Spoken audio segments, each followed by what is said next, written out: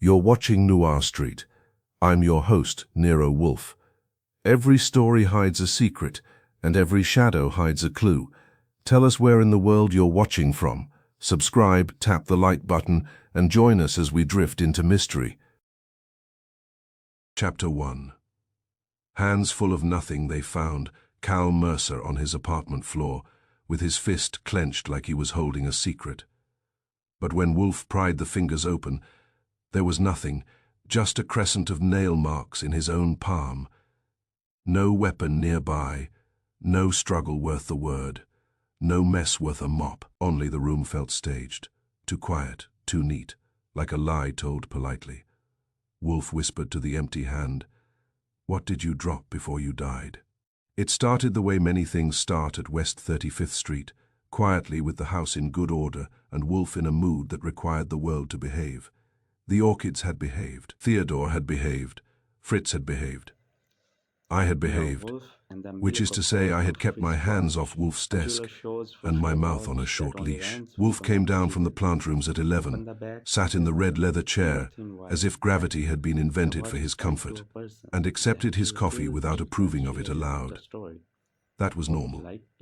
What was not normal was the expression on his face, an expression that suggested the city had committed a personal offense. He didn't offer an explanation. He never does when he thinks explanation would encourage conversation. I was at my desk, balancing the books, and pretending not to notice he was watching the clock. The brownstone was calm, a good stillness, the kind that lets you hear the radiator tick. Then the doorbell rang. Fritz was in the kitchen, Theodore was above, probably lecturing an orchid on the importance of discipline. That left me. On the stoop stood a man who looked as if his tie had lost an argument. Mid-40s, good coat, worn eyes, and a face that carried the polite strain of someone used to asking for favors without believing he deserves them. He introduced himself as Alan Mercer. "Mr. Wolfe," he said, once I'd ushered him into the office. "Is it true you don't leave the house?" Wolfe regarded him as if the question were an insult dressed as curiosity. "It is true," Wolfe said, "also irrelevant." Mercer swallowed. "My brother is dead." That line has a familiar sound. It lands in a room the way a dropped glass lands on tile. Hard, sharp, immediate. Wolfe's eyes did not soften. They narrowed. "And you have concluded," Wolfe said, "that his death requires my services." Mercer's hands were clasped too tightly. "They say it's simple. They say he must have done it himself. But Cal, my brother, he wouldn't." "And the way they found him?" Wolfe lifted a hand. "Names, facts, dates." Mercer took a breath that sounded rehearsed. "Calvin Mercer, 37, graphic designer, lived on East 61st Street. Yesterday evening my sister couldn't reach him. She asked me to check. I went. The doorman let me up. The door was locked. I used Cal's spare key. He gave me one months ago." Wolfe's eyebrows rose a fraction at the mention of a spare key. I noted it too. "I found him," Mercer continued, "on the floor in the living room, on his side. His hand, his right hand, was clenched like he was holding something, I thought. God help me. I thought maybe there was a note, or something. But there was nothing. Just his nails dug into his palm, like he'd been gripping an idea." Wolfe said, "Cause of death?" Mercer's voice tightened. "The police said. Poison. They said they found a bottle in the bathroom cabinet, prescription. They said he could have taken too much." Wolfe's mouth tightened. "And you have not accepted their conclusion?" "No," Mercer said, "because the apartment." He stopped, searching for words. It was too neat. Wolfe's eyes sharpened. "Too neat," Wolfe repeated. "Yes," Mercer said quickly, grateful to have struck a nerve. Cal wasn't a slob, but he wasn't a museum. "Yesterday it looked like a display. No cups out, no mail, no open laptop, no life." I leaned back in my chair. Neatness again. New York has a way of turning tidy into suspicious. Wolfe's voice was calm. "Mr. Mercer, I do not accept cases for sentiment. Mercer flushed. I can pay. Wolf's eyes flicked to him. Payment is also not sentiment. Mercer's mouth tightened. Then what do you accept? Wolf looked at him for a long, silent moment. That silence is Wolf's method of measuring people. Most men fill it with nonsense. Mercer did not. That was either a good sign or a practiced one. Finally, Wolf said, I accept puzzles that require intellect. He turned his gaze to me. Archie. That single word meant, go look. I stood. Where is Inspector Kramer on this? Mercer blinked. He's the one who told me it was likely suicide. Then I'll have a chat with him, I said, and we'll see your brother's apartment. Wolf's voice cut in. We will. Mercer looked hopeful. It was an ugly look on him. Hope doesn't sit well on men already grieving because it makes the grief look impatient. Wolf said, You will take us there immediately, Mr. Mercer, and you will refrain from adding interpretation, provide only facts. Mercer nodded quickly. Yes, of course. I called Kramer. He responded the way Kramer always responds, when Wolf inserts himself into a case that the police have already labeled. Simple. His language was colorful, and his opinion of Wolf's lifestyle was unprintable. But he granted access because when Wolf wants something, resisting him feels like resisting a tide with a teaspoon. 20 minutes later, we were in Mercer's car heading uptown. Wolf sat in the back, immovable. I sat beside Mercer and watched the city smear by, taxis, delivery trucks, men hauling crates as if Manhattan were built on their spines. Mercer drove carefully, the way men drive when their mind is elsewhere, and they don't trust their hands. Tell me about Cal, I said. Mercer's eyes stayed on the road. He was creative, quiet. Funny when he felt like it. He had friends, but he liked being alone. He worked from home. Any enemies? I asked. Mercer let out a small laugh. Cal didn't collect enemies, he collected fonts. Wolf said from behind me, Did he collect money? Mercer hesitated. He did well, freelance. He had a couple of big clients. Names, Wolf said. Mercer swallowed. He did work for a property firm, Venn Management, and for a non-profit, something with foundations, Kessler Trust, I think. Logos, annual report layouts, that sort of thing. I felt Wolf's attention sharpen. He didn't comment, but he didn't need to. Names sit in Wolf's mind like hooks. We reached East 61st and were waved through by a doorman who looked as though he had spent his career witnessing private disasters and refusing to feel them. Mercer led us up, his shoulders slightly hunched as if the elevator cables weighed on him. The apartment door opened into quiet, not peaceful quiet, arranged quiet. Mercer's description had been accurate. The place looked as if someone had prepared it for photographs.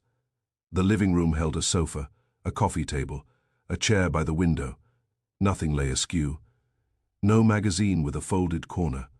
No jacket tossed carelessly. No half-charged phone abandoned on a cushion. Wolf stood just inside the threshold, his bulk oddly still, and let his eyes roam. He did not step forward immediately. He never does. He allows a room to present itself and waits for it to contradict itself. Where? Wolf asked. Mercer pointed. There, by the table. The carpet showed a faint difference in texture where a body had been. The police had removed Cal Mercer, but they had not removed the memory of his weight. Wolf moved forward slowly. Archie, he said. I knelt where Mercer said Cal had been found.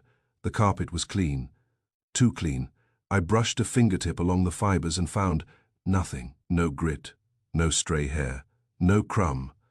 An apartment this neat had either been recently cleaned by the owner or recently cleaned by someone who wanted it neat. Wolf looked at the coffee table. A single coaster sat at one corner. No glass, no bottle, no cup, he asked. What did your brother drink? Mercer blinked. He drank coffee, sometimes tea. No mug, I said. Mercer's face tightened. That's what I mean. He simply looked until the room began to look guilty. Then he said, Bathroom. We went there. The cabinet under the sink was arranged like a store shelf, bottles aligned, towels folded into squares. A prescription bottle sat near the front, label facing outward as if it expected a camera, Mercer pointed. That's what they found. Wolf's voice was flat. It is displayed. I picked it up carefully.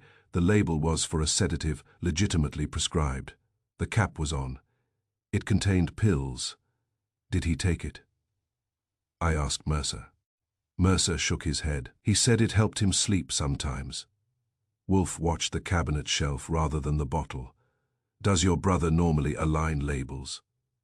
Mercer's mouth twisted. Number Wolf said nothing. He did not need to. The cabinet was the work of a mind that needed order, not the work of a man who needed sleep. Back in the living room, Wolf approached the spot where Mercer said Cal's hand had been clenched.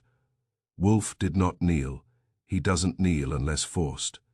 Instead, he stood, hands behind his back, and looked down at the carpet.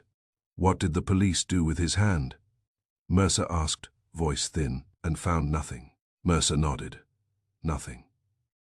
Wolf's eyes were distant, as if he were watching something that had happened in that space and was now replaying it with different lighting.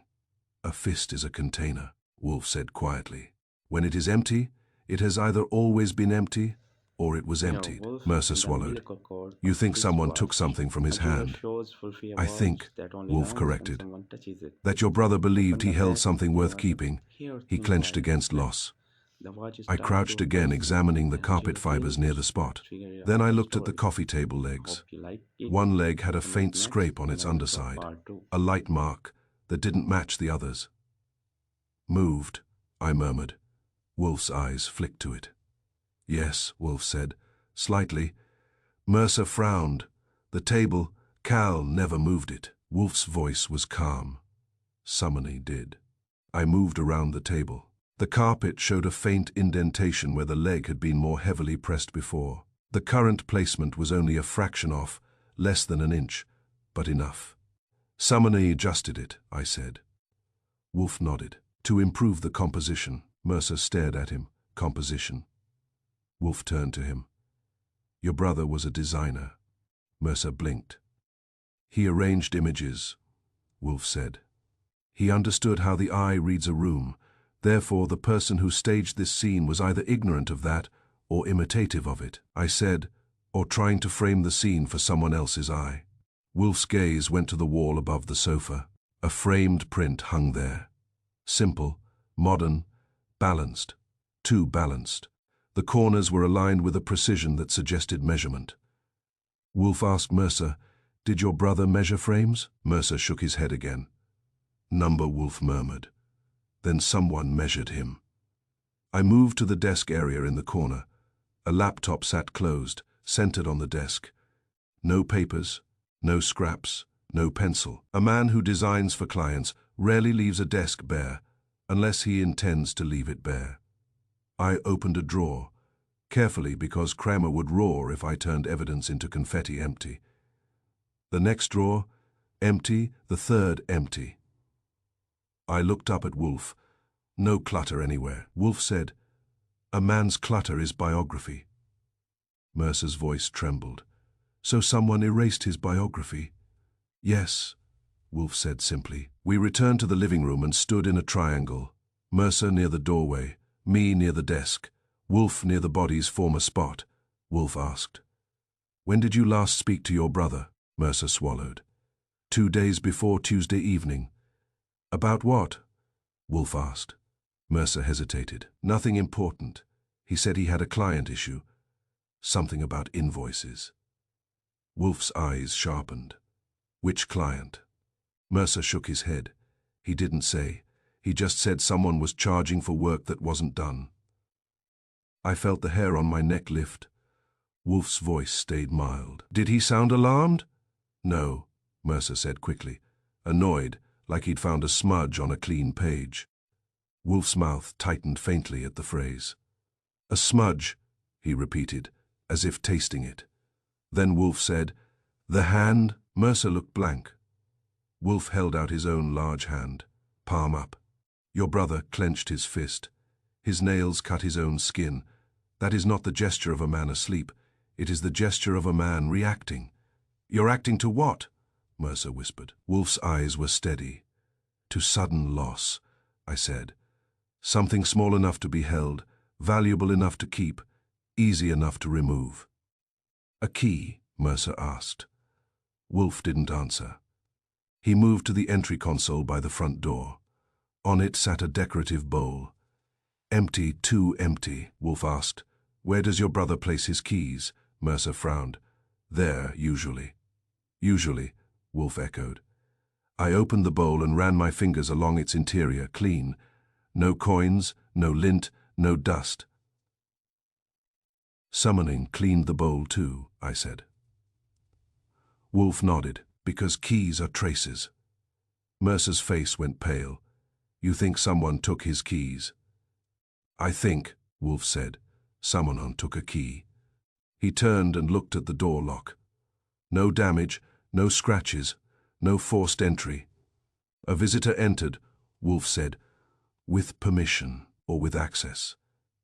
Mercer swallowed. "Cal didn't let strangers in." Wolf's voice was quiet. Then it was not a stranger. We heard a footstep behind us. Lieutenant Rowe stood in the doorway, accompanied by a uniform. Rowe's face was set in his professional manner, skeptical, tired, dutiful. "You're done?" Rowe asked. Wolf looked at him. Rowe sighed. "Kramer said you'd do this," Wolf said. "The cause of death is poison. Do you have the toxicology?" Rowe shook his head. "Preliminary indicates sedative overdose. We're waiting on full lab." Wolf's eyes narrowed. "And the bottle is in the cabinet, displayed as if curated." Rowe's jaw tightened. "You think someone set it up?" "I think," Wolf replied, "that someone arranged this room with the same care one arranges a lie." Rowe glanced around the spotless apartment. His eyes lingered on the aligned bottles, the empty bowl, the bare desk. "Okay," he conceded reluctantly. "It's neat." "It is staged," Wolf corrected. Rowe looked at Mercer. "Your brother had enemies." Mercer shook his head helplessly. Wolf said. "He had knowledge." Rowe's brow furrowed. "Knowledge of what?" Wolf's gaze shifted to me. "Archie." That meant talk. "Cal Mercer did design work," I said. "For property management and for a non-profit. He complained about invoices for work not done. That's not the sort of thing that makes you a target, unless the invoice hides something else." Rowe exhaled slowly. "You think fraud?" "I think motive," Wolf said. Rowe's eyes sharpened. "All right, what do you want?" Wolf said. "A list of your brother's recent calls and messages, Near his Wolf appointments, and the his umbilical cord visitors." of wristwatch. Rowe shook his A head. jeweler shows "Phone's Wolfie a missing." watch Wolf's that eyes only did not runs when flinch. someone touches it. "Then the phone was not Open the stolen bag. for There value." was a hair Rowe thin wire, stared. like "For what, the then?" watch is tied to a person. Wolf's And she voice was killed it. soft, Let's figure it and out in the that story. softness was the edge of Hope you like certainty. it. "For Comment memory," next, he and I said. will draw part 2. "A phone remembers what people say when they believe no one else is listening." Mercer's voice shook. "Then whoever did this has his phone." "Yes," Wolf replied. Rowe frowned. "We can subpoena records." "You can," Wolf said. "But the phone itself contains what records do not. Photographs, drafts, saved files, notes. Your thief wanted more than call logs." Rowe's gaze moved to the empty desk drawers, and maybe he took something else. Wolf's eyes narrowed. "Yes." He looked again at Cal Mercer's absent fist. "What did you drop before you died?" Wolf murmured. The apartment offered no answer. It merely sat there, perfectly polite, perfectly quiet, perfectly wrong. Wolf turned to Mercer. "Mr. Mercer," he said, "your brother was killed because he held something, information perhaps, and because he either refused to relinquish it or died before he could deliver it." Mercer's mouth opened, and no sound came out. Wolf continued.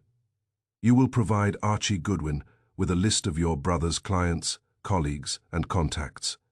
Every name, every number, every invoice." Mercer nodded quickly, desperate. Wolf turned to Rowe. "And you, Lieutenant, will provide the preliminary toxicology and the scene photographs. You will also determine whether any master keys or building access credentials were used in this building yesterday. Rowe blinked. This building? Yes, Wolf said. A staged room suggests a person accustomed to controlling rooms. Rowe's eyes narrowed. He didn't like it, but he accepted it because the neatness was staring at him too. As we left the apartment, Mercer stayed behind, looking at the bare coffee table and the empty bowl, as if the room were a polite stranger that had stolen his brother. In the elevator, I glanced at Wolf. Well, I asked.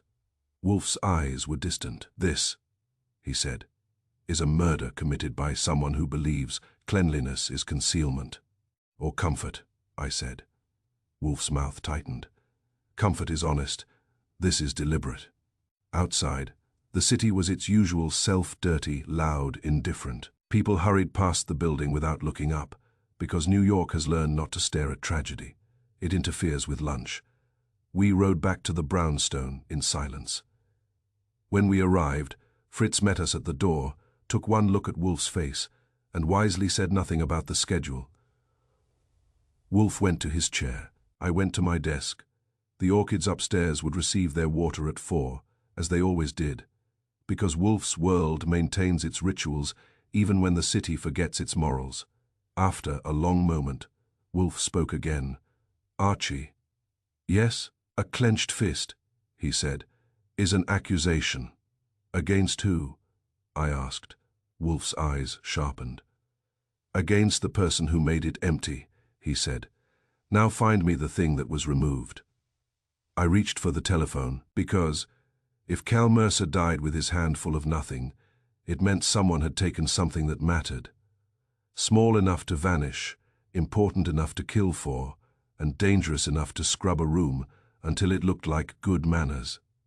And Nero Wolfe, who dislikes lies even when they're told politely, had begun to listen to the silence. Chapter 2. The missing paper. Cal's desk had a pen uncapped, ink fresh, and a single envelope with no stamp, no letter inside, just the faint rectangle imprint where paper once lived. The trash was too clean, the shredder too empty, the window too locked to blame the wind. Wolf didn't look for what was present. He looked for what had been removed. In this city, what's missing usually has teeth. The trouble with a tidy murder is that it makes the living feel irresponsible. Back in the brownstone, Wolf sat in the red leather chair with the stubborn composure of a man who believes the world must eventually submit to reason. Fritz brought coffee and withdrew without commentary, which is his way of contributing to public safety. I spread my notes on the desk and waited for Wolf to say something that would turn my notes into a direction. He didn't. At first, for 15 minutes, he sat with his eyes half-lidded, as if he were watching Cal Mercer's apartment in his mind, the way other men watch a ball game. When he finally spoke, it was not the dramatic sentence a lesser detective might offer for effect. It was a single word. Paper. I blinked. Paper. Yes, Wolf said. A man who is poisoned in his home and whose phone is removed is not killed for romance, Archie. He is killed for knowledge. Knowledge is recorded. Therefore, the record was removed. That's a nice theory, I said. But records come in a lot of shapes these days. Wolf's eyes narrowed. Do not lecture me on devices. You will instead return to the apartment and locate the missing thing. I reached for my coat, with or without the police. With, Wolf said. I have no desire to argue with a jury later regarding your enthusiasm.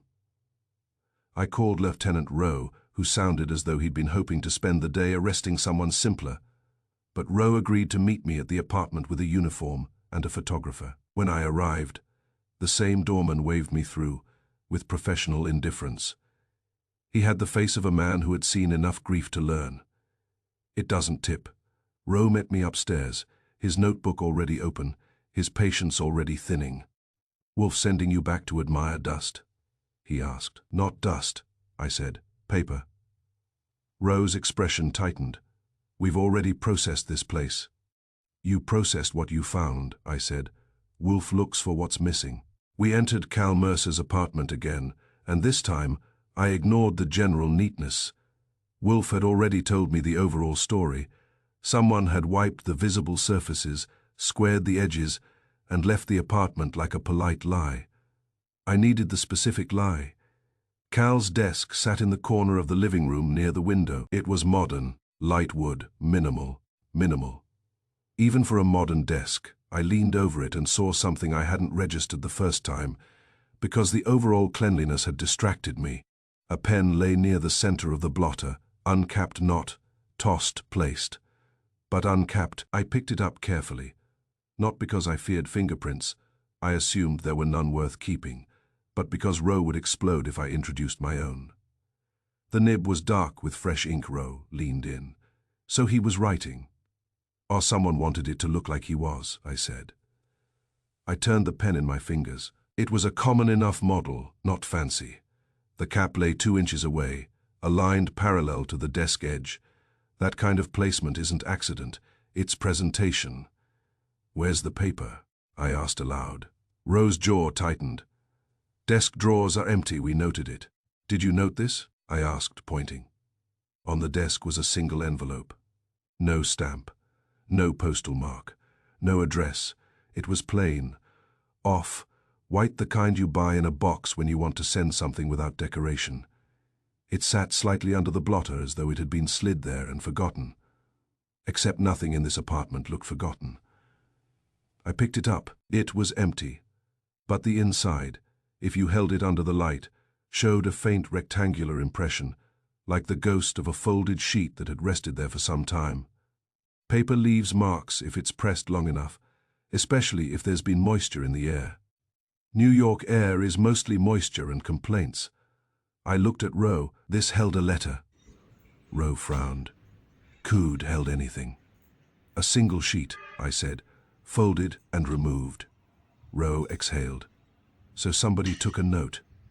Not a note, I said. A paper worth taking. The photographer snapped close, ups while I examined the envelope edges. The flap had been opened carefully and resealed lightly, not with tape, but with the weak bond of a man who has licked a flap and pressed it, then reopened it later. That told me 2 things. The envelope had been used, and the person handling it had not wanted obvious evidence of tampering, which is the sort of care you take when you are not sure whether someone will look closely. Wolf always looks closely. I moved to the trash. The kitchen bin was empty. Not Summoner took the trash out empty. It was wiped clean inside. Liner replaced. No coffee grounds, no paper towel crumbs, no banana peel, the kind of empty you create when you are erasing, not when you are tidying. I pulled the bin out and tipped it. Nothing. Roe watched, arms folded. Janitorial. I shook my head. This is a private apartment. Who does janitorial at midnight after a death? Roe didn't answer. The shredder sat beside the desk, a compact unit designed for people who fear their own paperwork.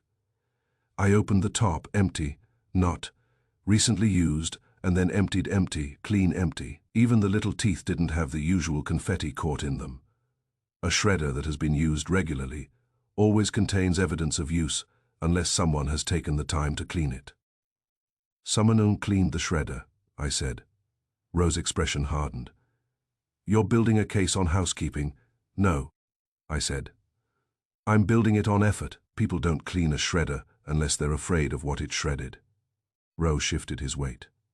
All right, what else? The window, I said. I went to the desk. Side window, it was locked. Not just latched, the secondary lock engaged. No sign of tampering. So the paper didn't fly out, I said. Not unless it grew hands. Roe's mouth tightened in reluctant agreement. I returned to the desk and examined the blotter. It was a cheap leather substitute, but when I lifted it, the wood beneath revealed something interesting. A faint rectangle slightly darker than the surrounding wood, where paper had been pressed. You could also see a trace of ink bleed, a faint line as if someone had written on a sheet without enough padding. Here, I said. Roe leaned in. He wrote something. Yes, I said. Recently, and it's gone. Right. Roe's face tightened. What did it say? I shrugged. That's the point. We searched for carbon paper pads. Anything that might have captured an imprint. Nothing. The desk drawers were empty and clean. Even the inside corners were wiped. Whoever had staged the room had done it with the patience of a man polishing a lie. I sat in Cal Mercer's chair, partly because I needed the angle, and partly because the chair felt lonely. From that position, the desk surface looked too perfect, too intentional. A pen uncapped and placed. An envelope without markings, the absence of everything else. A person who writes a letter doesn't keep the envelope on the desk and remove only the paper, unless the envelope itself is meant to be found. Rose's voice came from behind me. "You think the envelope is a message?" "Maybe," I said. "Or maybe it's a decoy. Something left to make us waste time."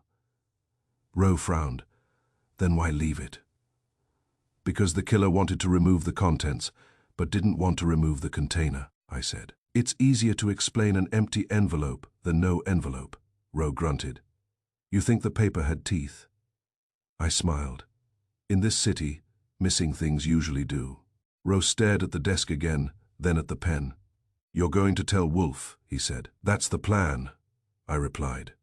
"But I'd like to give him something better than an empty envelope." Rose sighed and rubbed his face. "Like what?"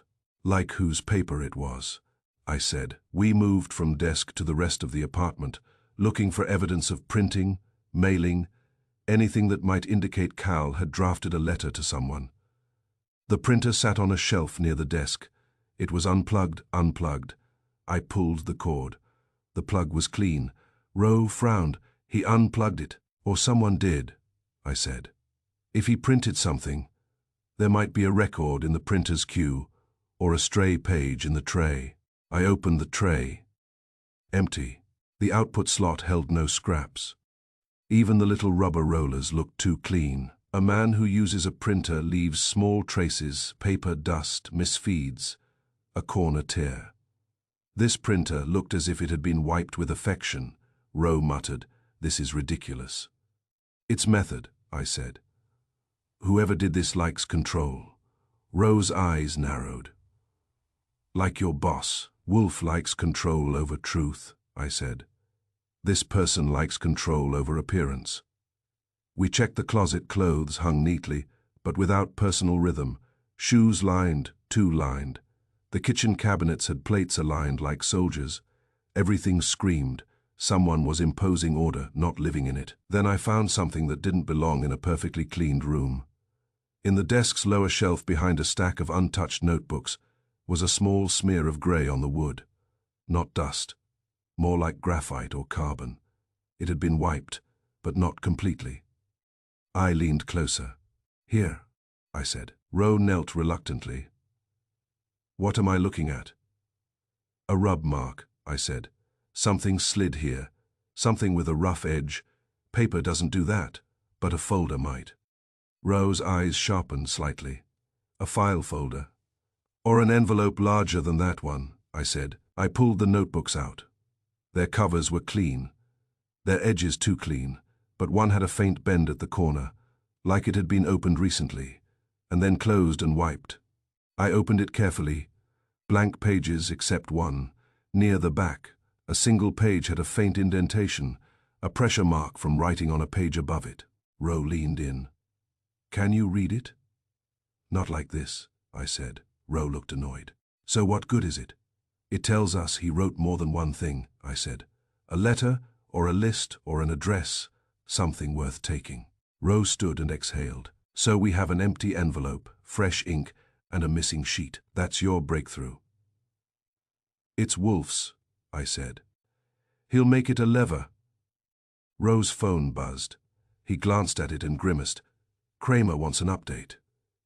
"Tell him Dust is talking," I said. Rose gave me a look that suggested I had swallowed a philosophy book. Then he said into the phone, "We found indications a letter was removed."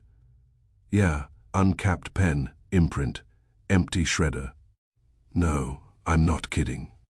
When he ended the call, he looked at me. "If this turns into nothing." "It won't," I said, "because it's already something. Near Someone Wolf, had time to the clean a makeup shredder." was a fish Rose wash. grunted. A jeweler shows Fine. Wolfie a What watch do you that want from only me? runs when A someone list of kisses Cal it. Mercer's visitors, Open the I bag, said. there was a Building clear footage thin elevator wire, logs. like Anyone who the came watch in is yesterday tied to a evening. person. Then Rose's she expression flipped to the tightened. trigger We of can the pull it. story. Hope you And, like it, I added, comment next, I want and I will Cal's go brother part Alan 2. Mercer to bring Wolf a list of Cal's clients and invoices, especially anything with Venn Management and the Kessler Trust. Roe nodded slowly. You think this ties into that? It ties into money, I said. And people who erase money trails also erase paper. Roe turned toward the door. I'll get the building logs. As he left, I stood alone in Cal Mercer's apartment and listened to the silence. It wasn't the natural silence of a man living alone. It was the engineered silence of a story being rewritten. The uncapped pen sat like a prop on a stage. The empty envelope sat like a joke with the punchline removed. And the missing papers, small enough to vanish, important enough to steal, sat in my mind like a toothache. Back at the brownstone, Wolf listened without interruption as I reported everything. The ink, the imprint, the scrubbed shredder, the two empty trash, the locked window, the printer unplugged. When I finished, he sat for a moment, then asked a question that made me blink. Was the envelope sealed? Barely, I said. Opened and resealed, like someone wanted it to look untouched, but didn't have time to do it properly. Wolf nodded. Then it was not merely removed, it was handled. Meaning, Wolf said, that the letter was read. That's why it was stolen. Wolf's eyes narrowed. Not necessarily. A thief may steal blindly. This thief curated, he arranged, he cleaned. Therefore, he chose. He leaned back. Archie, he said, the missing paper is not the only absence. It is the most revealing. Find out who would fear a single sheet of paper written by Calvin Mercer. I rubbed my jaw. Could be half of Manhattan. Wolf's mouth tightened faintly. Then we will reduce Manhattan. He lifted his coffee cup with the calm certainty of a man who believes the city will eventually confess. And I knew we were in it now, deep enough that the missing thing had teeth, and sooner or later it would bite someone who deserved it. Chapter 3. A letter that didn't want to be found. Wolf searched the apartment like a man, hunting a whisper in a storm. Behind a loose baseboard he found it, folded tight, unsent, unmailed, still warm from fear. It wasn't a love letter. It was a confession dressed as an apology. Cal wrote names, dates, and one line that turned motive inside out. I'm going to tell the board what you did. Wolf smiled without joy. Because now the murder wasn't personal. It was preventative. The trouble with absence is that it suggests intention. An envelope without its letter is not carelessness. It is decision. Wolf did not accompany me back to East 61st that afternoon. He sent me with instructions so specific they might have been drafted by an engineer. You will examine the perimeter of the room, he said. Not merely its contents. A man removing a document under time pressure may conceal it nearby before retrieving it. Concealment is often temporary. Behind paintings, I asked. Yes. Inside cushions. Yes. Under rugs. Wolf gave me a look. Do not be absurd, Archie. People hide what they intend to recover. They do not bury it in archaeology. I went. Lieutenant Rowe met me again, this time with less protest and more curiosity. The apartment had the faint odor of official presence. Photographic powder, disturbed air, impatience. Back for more dust? Rowe asked. Wolf says, concealment is temporary, I said. We're looking for something tucked away in haste. Rowe sighed. We already searched. Yes, I said. Now we'll look. We started with the obvious. Behind the framed print, beneath the sofa cushions, inside the hollow of the coffee table legs. Nothing. Then I remembered something Wolf had once told a client who hid cash from his wife. When frightened, people choose places that feel structural. I crouched near the wall behind the desk. The baseboard ran along the edge, painted white, flush against the wall except at one small segment near the corner where the paint line looked uneven. Here, I said. Rowe knelt reluctantly. It's a baseboard. Yes, I said, but not a loyal one. I pressed lightly. It shifted. barely, but enough. Rowe's expression changed. He pulled a small pry tool from his kit and eased the section outward. Something lay tucked in the narrow cavity between plaster and wood, folded tight, not crumpled, compressed. I removed it carefully. It was a single sheet, folded into quarters, then again into a narrow strip as if someone wanted it invisible. Rowe exhaled.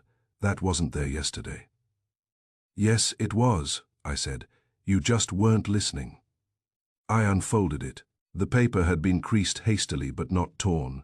The handwriting was firm, slightly slanted, the kind of script designers sometimes develop when they tire of fonts and want something personal. At the top, no greeting. At the bottom, no signature. In between, clarity, names, dates, invoice numbers, project titles, and one line, written darker than the rest. The pen pressed harder. I'm going to tell the board what you did. Rowe let out a low whistle. That's motive. Yes, I said. Who's you? Rowe asked. I scanned the names again. Two stood out. Venn Management. Kessler Trust. Rowe's jaw tightened. That's not small. No, I said. It isn't. We bagged the letter and photographed the cavity. The baseboard had been loosened recently. The paint near the seam was faintly chipped. Whoever hid it had done so quickly, intending to return. Why hide it here? Rowe asked. Because he was interrupted, I said. Cal? Rowe asked. Or his killer, I said. We stood in the quiet apartment again, but this time it felt less polite. Now it felt embarrassed. Wolf's going to like this, Rowe muttered. Wolf doesn't like anything, I said. He respects leverage. Back at the brownstone, Wolf did not rise when I entered. He never does for evidence. He makes evidence come to him. I placed the folded sheet on his desk. He looked at it for a long moment before touching it, as though gauging its temperament.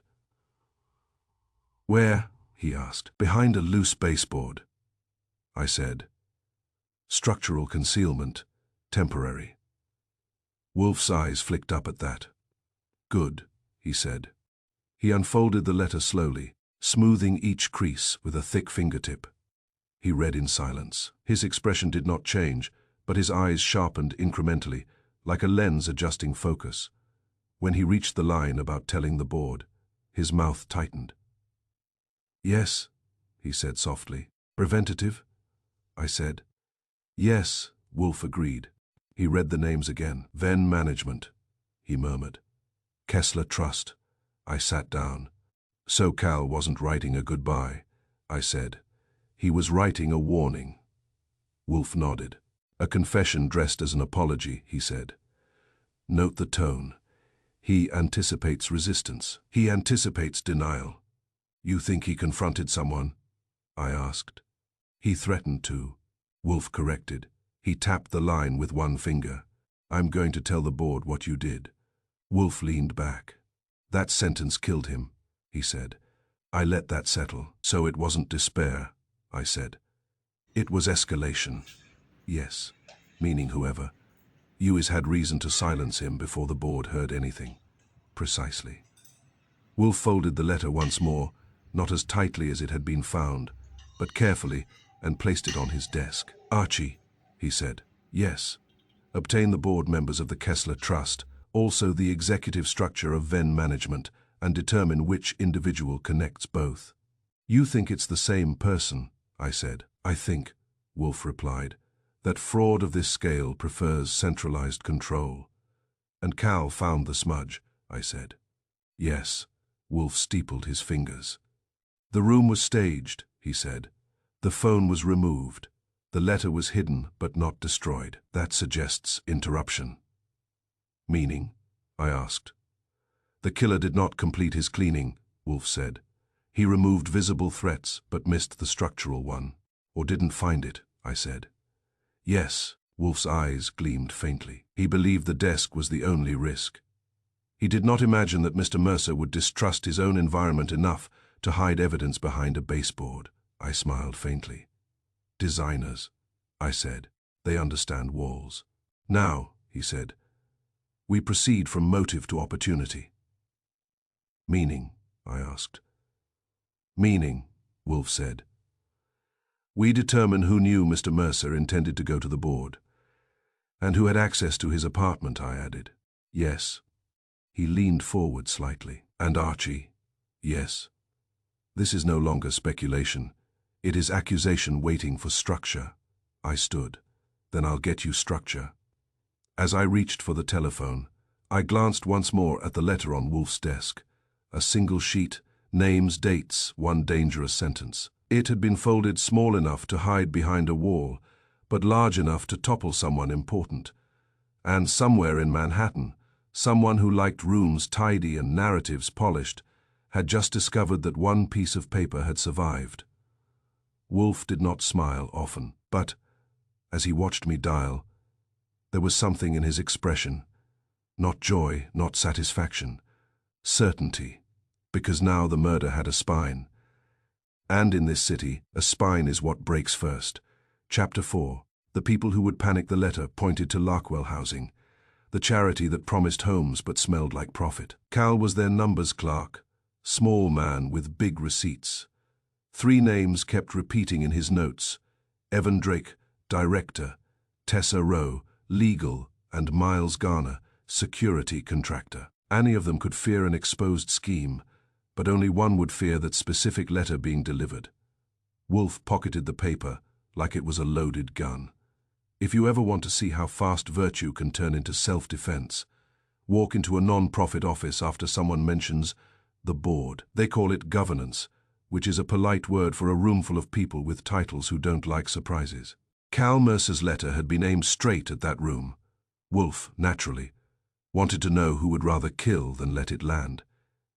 He had me on the telephone before the coffee finished cooling. Archie, he said, you will obtain information regarding the Kessler Trust Board. I'm on it, I said. You will also obtain information regarding Venn management. I'm still on it. And you will determine the precise identity of Larkwell Housing. I paused with the receiver half raised. Larkwell Housing. Wolf's eyes were calm. Read the letter again, Archie. It is not simply Kessler and Venn. It is a project. The invoices are tied to a charitable housing initiative. Larkwell is the vessel. I swallowed, a small, reluctant admiration. Wolf hadn't just read the paper, he had read the world behind it. Fine, I said. Larkwell. He nodded once. And that was my dismissal. Wolf doesn't say please when he assumes the universe already owes him compliance. Within 2 hours I had enough to make my ears itch. Larkwell Housing was one of those organizations that dresses itself in the language of mercy, temporary shelter, transitional assistance, community rehabilitation, while quietly moving money in a way that suggests the poor are a secondary product. They had offices in Midtown, a glossy website, and a board that included at least 3 people with the kind of names that appear on plaques. Cal Mercer had been their numbers clerk, not a glamorous title, but a dangerous one. Clerks see the seams. By late afternoon, Wolf had arranged the facts on his desk the way he arranges orchids in his mind, each one placed so it reveals its flaw. 3 names, he said, tapping my notes with a thick forefinger. Evan Drake, Tessa Rowe, Miles Garner. Drake runs the show, I said. Executive director. Loves cameras, loves speeches. Miss Rowe is legal counsel, Wolf said. A custodian of risk. And Garner security, I added. Contractor, former something, or other, has keys, codes, and a face built to refuse questions. Wolf's eyes narrowed. Any of them could fear exposure, but only one would fear that letter being delivered. I sat at my desk. Because the letter isn't just, you're crooked. It's names, dates, invoice numbers. It's a straight line from scheme to person. Wolf nodded. And it contains the most dangerous sentence in business, I'm going to tell the board. He reached for the folded sheet, Cal's hidden letter, and slipped it into his inside jacket pocket with care that was almost tender. Wolf treating paper like a weapon is one of the few sights that still makes me grin. You're going out? I asked. No, Wolf said. You are.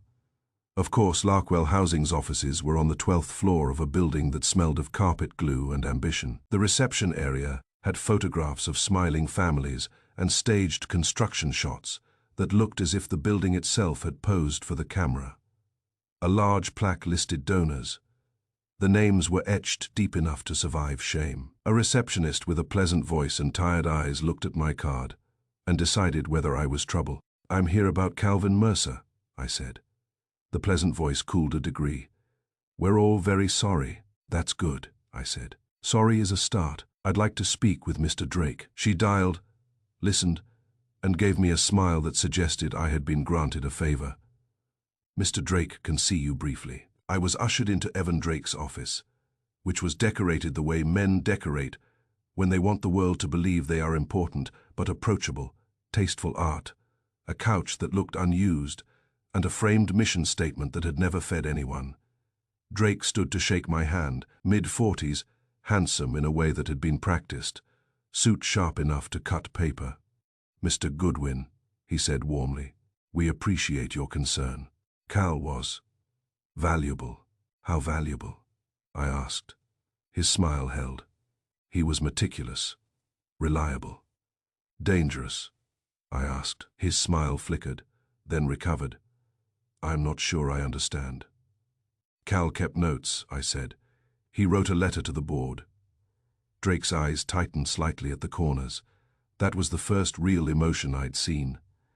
"A letter," he repeated lightly. "Yes," I said, "with names, dates, and invoice numbers." Drake leaned back and folded his hands.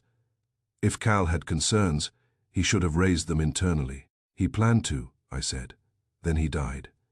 Drake's jaw tightened. "This is an awful time to." "It's a fine time," I said.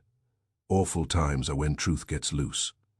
He stared at me for a long moment, then said, "Our finances are audited." "By whom?" I asked. He named a firm that sounded expensive. He spoke with confidence, which can be either innocence or rehearsal. "Did Cal have access to sensitive records?" I asked. "If you are suggesting fraud, Mr. Goodwin, you should speak with our legal counsel." "That's convenient," I said. "Who is that?" Wolf and the Umbilical "Tessa Cord Rowe." of "Where can I Festival. find her?" I Actual asked. shows fulfill Drake awards that gestured only toward the earns when door with someone can see graceful them. impatience. Opening "Down the that, hall." they As I watch a rose, favorite I thing said, while, like, "One more the watch question. is tied Did to Cal her mention boyfriend, anyone and by she name before he concludes by died?" figuring out the Drake's story. eyes held mine. Hope you like it. "Number. Come back Not next even and I Ven?" will I do asked. part 2. The flicker came again, tinny but unmistakable. "No," he repeated, and the second no was harder than the first. I left his office with the feeling you get after shaking a hand and realizing it was a glove. Tessa Rowe's office was smaller, cleaner, and colder. Legal people decorate like they don't want the room to testify against them. She was in her late 30s, hair pinned neatly, glasses that looked chosen for authority rather than eyesight. She did not stand when I entered. "Mr. Goodwin," she said, "I assume this is about Mr. Mercer." "That's right," I said, taking the chair. "I've already spoken with the police," she said. "I'm not the police," I replied. Her eyes narrowed slightly. "Yes, I'm aware. Cal wrote a letter," I said. "I've heard that rumor," she said smoothly. "Not a rumor," I said. "A letter, folded, hidden, unsent." Her face didn't change, but her fingers shifted on the desk, one small adjustment, like a woman straightening a paper that wasn't crooked. "What did it say?" she asked. That question was too quick, too hungry. "It said he was going to tell the board what someone did," I said. Her eyes held mine. "If there was wrongdoing, the board will find it."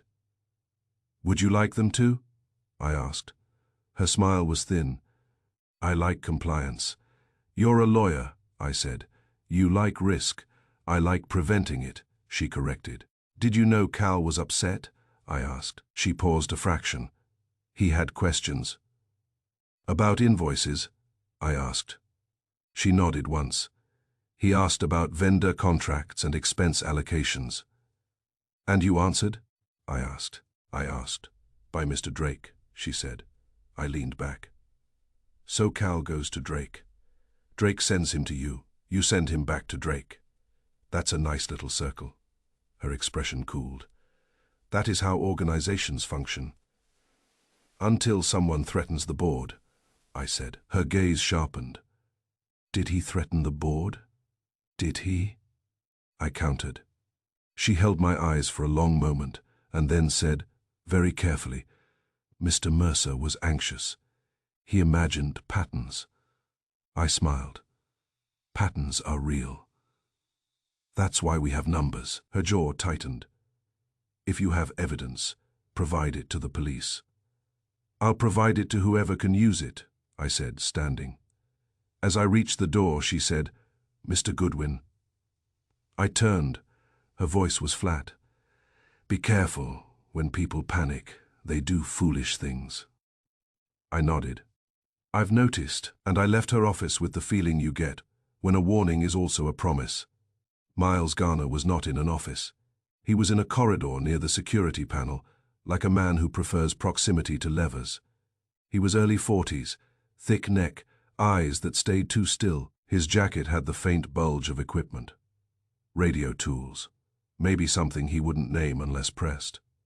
Goodwin, he said when I approached, as if he already knew. Garner, I said, you work for Larkwell. I handle access, he replied. Keys, I said. Doors, he corrected. And cameras? I asked. He shrugged. If you need footage, talk to management. I'm talking to you, I said. His eyes remained steady. Cal Mercer had no reason to be in restricted areas. Did he ever ask to be? I asked. Garner's jaw tightened slightly. He asked questions. What kind? I asked. About who came in after hours, Garner said. He said there were deliveries that didn't match paperwork. That was interesting. Did you tell him? I asked. I told him to talk to legal, Garner said. Of course, the same circle again. Did you ever go to Cal's apartment? I asked. Garner's eyes did not blink. Numbered. Did you have a key? I asked. He gave a faint, humorless smile. I have keys to buildings, not apartments. That's not an answer, I said. It's enough, he replied. I watched him for a moment. The man smelled of metal and discipline, but not of panic. Panic has a scent, sweat, and sudden choices. Garner smelled like routine. Still, routine criminals are the worst kind. They don't improvise, they repeat. One more thing, I said. If someone wanted Cal's phone, could they get it through you? Garner's eyes narrowed. Phones aren't my business. Access is, I said. He leaned slightly toward me, voice low. If you're going to accuse someone, do it with a badge. I smiled. I'm not accusing, I'm counting. He stared at me, then turned away, conversation over, back at the brownstone. Wolf listened to my report without interruption. When I finished, he remained silent for a full minute. That was not useless, he said at last. I aim to be minimally useless, I replied. Wolf's eyes narrowed. Drake reacted to the name. Venn, he said. Yes, I said. Small flicker. But it was there. And Miss Rowe asked what the letter said too quickly, Wolf murmured. She did, I said, like she wanted to know which way the blade was pointed. And Garner, Wolf said, warned you off. He did, I admitted, but he didn't feel like a man scrambling, more like a man protecting a system. Wolf nodded once, as if that confirmed something he already suspected. Any of them could fear exposure, Wolf said, but only one would fear that specific letter being delivered. Which one? I asked. Wolf reached into his jacket, touched the folded letter, and left it there. That, he said, is what we will determine next. He leaned back. Archie, he continued, observe that Cal Mercer did not mail his letter. He did not stamp it. He did not address it, because he planned to deliver it in person, I said. Yes, Wolf replied, to the board meeting. When? I asked. Wolf's eyes sharpened. Precisely. I blinked. You think the timing matters? I think the timing is everything. Wolf said, a man who intends to tell the board selects a moment. Someone learned of that moment and acted first. So, we find out when the board meets, I said. Wolf's mouth tightened faintly, which is his version of a smile. And, he said, we find out who knew Cal Mercer intended to speak. He rose slightly, then settled back as if the effort of moving had been an insult. In this city, he said, people do not panic evenly. They panic according to their nature. I nodded slowly. So the killer, I said, is the one whose nature makes them fear that letter like a loaded gun. Yes, Wolf said. He tapped his pocket lightly. And until it is fired, Wolf added, we will keep it close. Chapter 5. The delivery route. Cal's phone showed a drafted email addressed to the board. Never sent, saved at 11:46 p.m. The letter was a backup plan. Old school proof for people who didn't trust delete. Wolf checked the building lobby camera. Cal left his apartment at 11:52 p.m., then returned at 11:58 p.m. breathing fast. 6 minutes to meet someone, hand off something, or realize he was being watched. The hallway silence was loud enough to convict somebody. If you ever want to understand a man, examine what he does at midnight. By the time Lieutenant Rowe brought Cal Mercer's phone records to West 35th Street, Wolf had already consumed lunch, coffee, and half an afternoon of thought. The phone itself had not been recovered, whoever removed. It knew better than to leave hardware behind. But the service provider had yielded call logs, metadata, and cloud backups. Rowe placed a folder on Wolf's desk. We pulled what we could from his account, he said. There's a cloud draft. Wolf extended a hand the size of municipal authority and accepted the pages. I leaned over his shoulder. There it was, an email draft addressed to the Kessler Trust Board distribution list. Subject line: financial irregularities, Fay immediate review required. Saved at 11:46 p.m. Never sent. Wolf read it silently. The email was calmer than the handwritten letter, professional, structured. It referenced invoice discrepancies, vendor misallocations, unauthorized transfers tied to Larkwell housing. It did not accuse outright. It invited review. The letter had been personal. The email was procedural. The letter was insurance, I said. Yes, Wolf replied. For those who distrust, digital disappearance. Rowe folded his arms. He was covering himself.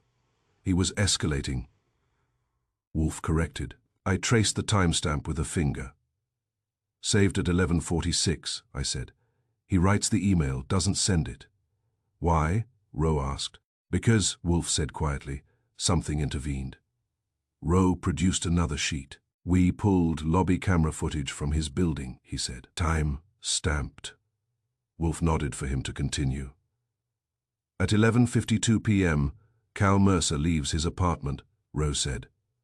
No coat, just his phone in hand. He goes down to the lobby. Alone? I asked. Yes, Rowe said.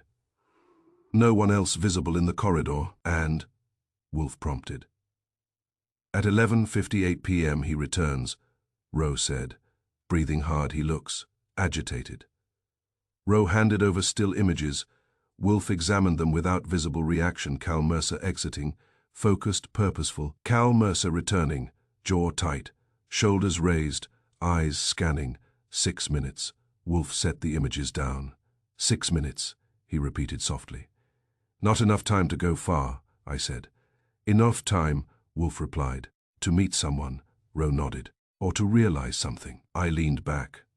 Why leave at all? I asked. He's already drafted the email. If he's planning to expose, why step out? Wolf's eyes narrowed slightly. Because he intended delivery, he said. Delivery? Rowe echoed. Yes, Wolf said. He had written the letter, drafted the email. Perhaps he chose not to send it yet because he intended to confront someone first. Rowe frowned. At midnight, Wolf said, is when fear is quietest. I tapped the image of Cal returning. He looks rattled, I said. Yes, Wolf replied. So maybe he met someone, I continued, handed off the letter, or was supposed to, or realized he was being watched, Wolf added. Rowe exhaled. We checked exterior cameras. He didn't leave the building. So he stayed in the lobby, I said. Or near it. Lobby camera, Wolf asked. Rowe nodded. We have footage. Want to see it? Wolf did not move. Describe. Rowe hesitated, then said, he comes down. Checks his phone, stands near the mailboxes for about 40 seconds, looks toward the door, looks toward the elevator. Then he steps toward the entrance, but doesn't exit, and Wolf prompted. He turns, Rowe said. Looks like he spotted someone off camera. Who? I asked. Rowe shook his head. Angle's bad. We see his face change. Then he steps back. Elevator doors open. He goes up. I whistled softly. That's not casual, I said. No, Wolf agreed. Who else was in the lobby? I asked. Rowe consulted his notes. Doorman, he said, and one resident entering at 11:55. But no clear interaction with Cal. Did the doorman speak to him? Wolf asked. Rowe shrugged. He says Cal asked if anyone had come asking for him. I blinked. And I asked. He said no, Rowe replied. Wolf's eyes sharpened. A man who believes he is being watched, Wolf murmured, often asks. So he was expecting someone, I said. Yes, Wolf replied. Rowe looked between us. You think he arranged to meet someone in the lobby? Wolf nodded. He drafts the email at 11:46. Wolf said. He hides the letter behind the baseboard.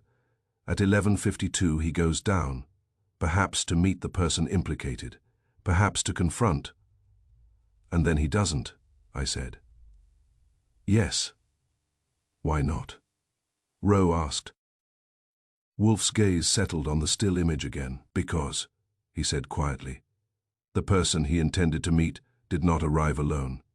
Rowe blinked. Or, Wolf continued, he saw someone he did not expect. I leaned forward. Suppose he texted someone, I said, told them he had evidence. Rowe checked the log. There's a text at 11:49, he said. To whom? Wolf asked. Rowe hesitated. Number registered to Larkwell Housing. Which one? I demanded. Rowe read it off. Belongs to Tessa Rowe. I let out a low breath. What did it say? I asked. Rowe scanned. We need to talk. Tonight, I have proof. Silence. Wolf's eyes narrowed. And her response? He asked. Rowe shook his head. No reply logged. Wolf leaned back. He drafts the email, Wolf said slowly. He hides the physical letter. He texts Miss Rowe. Then he descends to the lobby. To meet her, I said. Possibly, Wolf agreed. Rowe frowned. But we don't see her on camera. Wolf's gaze shifted. Does Miss Rowe reside in that building? He asked. No, Rowe said. Then she would require access, Wolf said. Rowe's jaw tightened. Security contractor. Garner, I said. Yes, Wolf replied. Rowe's expression hardened. You think Garner let her in? I think, Wolf said. That 6 minutes is sufficient for a conversation that changes intent. I studied the timestamp. 11:52 down, 11:58 up, I murmured. He meets someone, or doesn't. Something spooks him.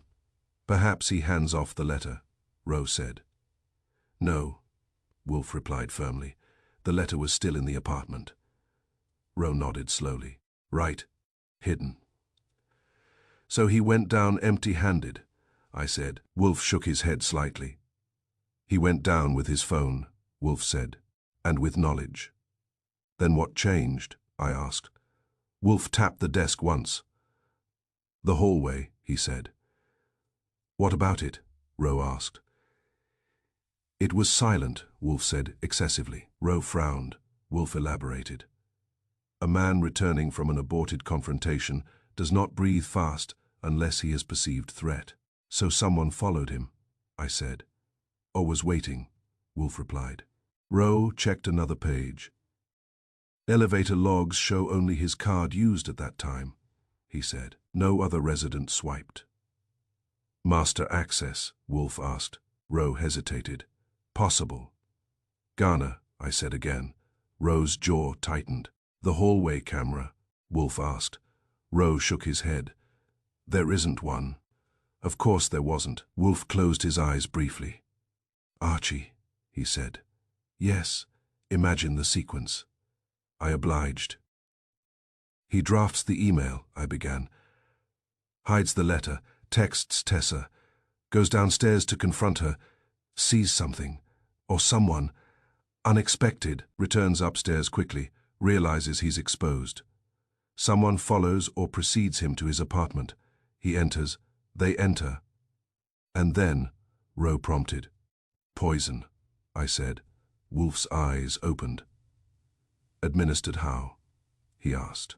In a drink, I said. There was no glass, Roe interjected. You moved, I said. Wolf nodded faintly. Yes, he said. The room was staged, the bottle displayed, the phone removed. Roe rubbed his face.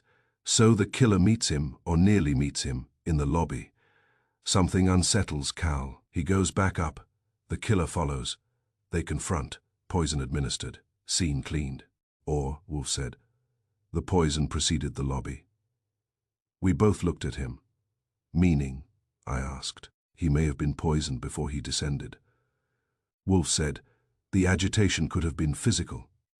Roe shook his head. Medical report says ingestion likely occurred shortly before death. Shortly, Wolf echoed. Define. Roe frowned. Within an hour. Then the lobby event remains critical, Wolf said. I leaned back slowly. Yes, Wolf replied. Enough to meet someone, hand off something, or realize you're being watched. I finished. Wolf's mouth tightened faintly. And the hallway silence, he said, is louder than testimony. Roe looked at him. You're saying the killer was in that hallway? I am saying, Wolf replied, that the killer anticipated delivery. Roe exhaled slowly. We'll pull cell tower data for that time, he said. See whose phone pinged near the building. Do so, Wolf said. And also determine whether Miss Roe's phone moved that evening. Roe nodded and gathered his papers. As he reached the door, he paused. You really think this was preventative? He asked. Wolf's gaze was steady. Yes, he said. A man does not stage a room unless he is erasing future consequences. Roe left. The brownstone fell quiet again, the kind of quiet that feels thoughtful rather than empty. I looked at Wolf. You think Tessa met him, I said. I think, Wolf replied, that she had reason to panic. And Drake, I asked. He fears exposure, Wolf said. But he delegates. And Garner, I asked. He facilitates, Wolf said. He does not originate. I rubbed my chin. So who panicked hardest? Wolf's eyes sharpened. That, he said, is what we will determine before the board meets. When's that? I asked. Wolf's mouth curved faintly. Tomorrow afternoon, he said. I blinked. And Cal intended to deliver his accusation before then.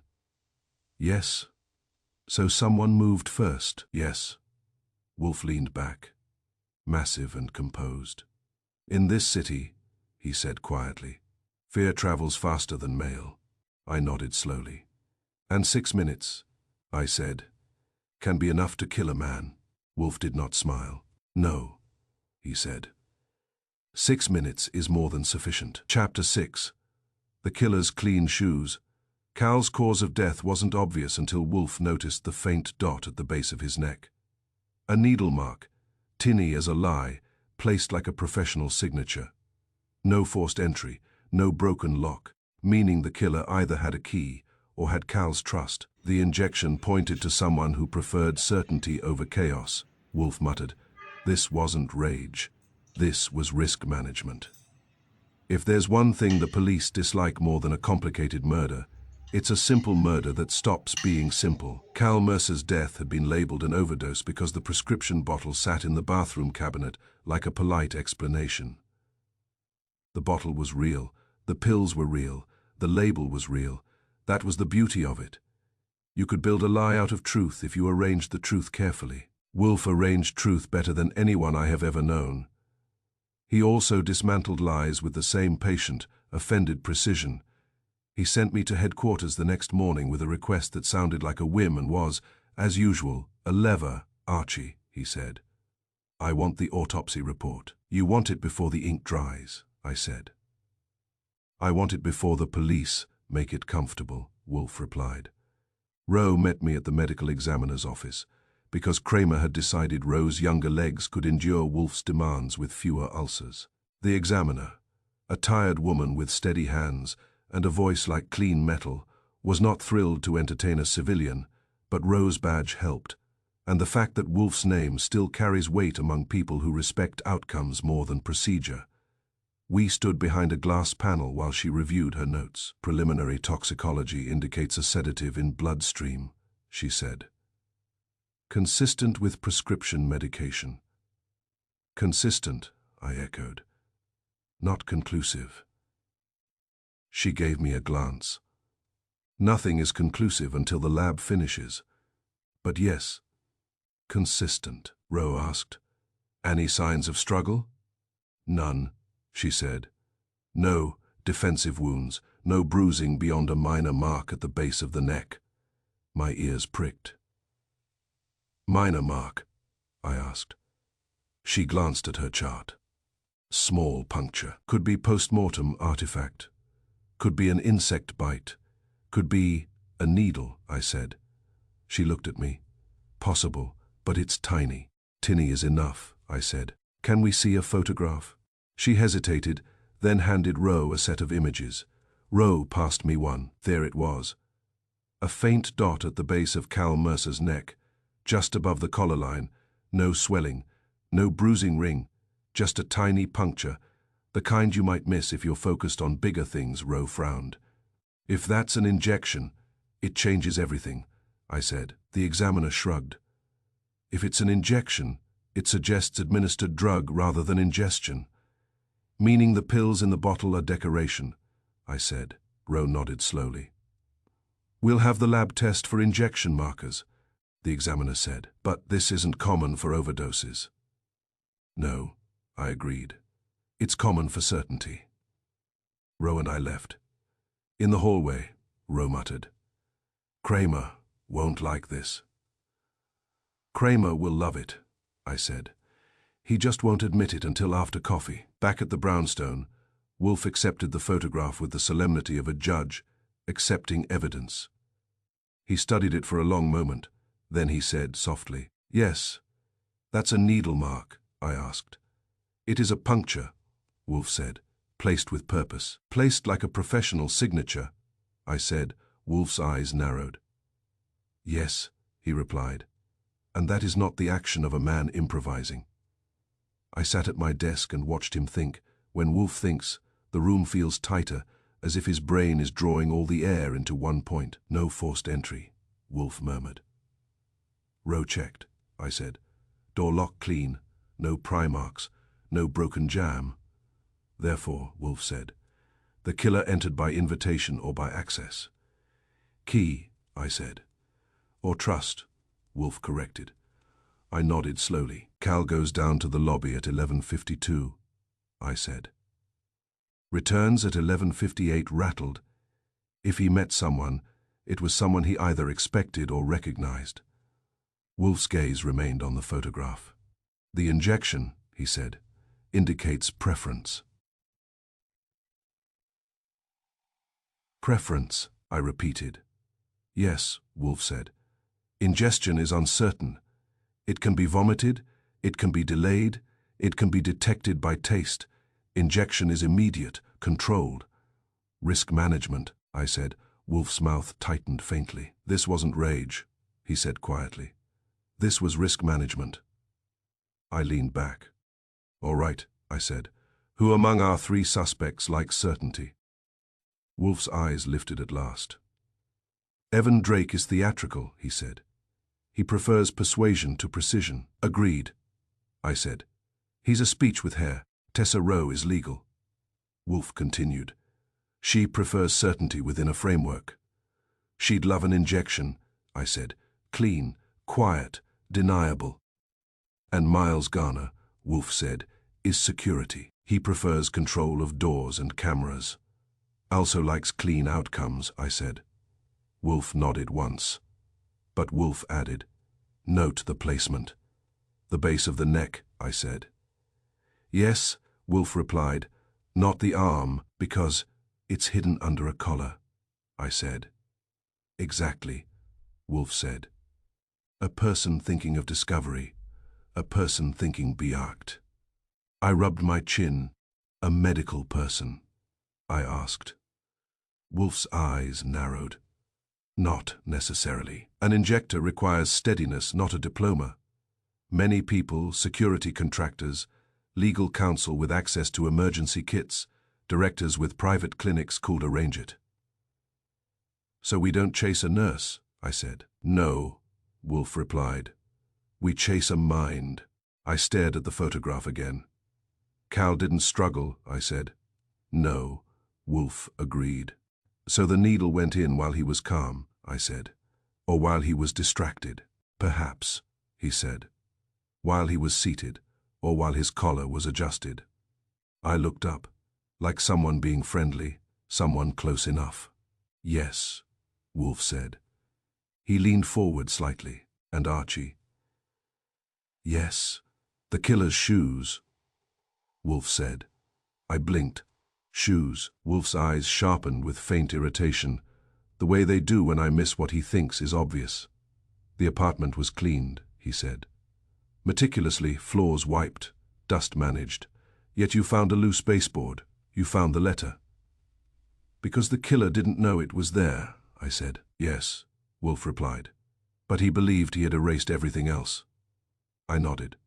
So what? I asked. So, Wolf said, the killer did not track in street dirt. Clean shoes, I said. Yes, Wolf replied. He likely came from within the building, service corridors, staff entrances, or he removed his shoes.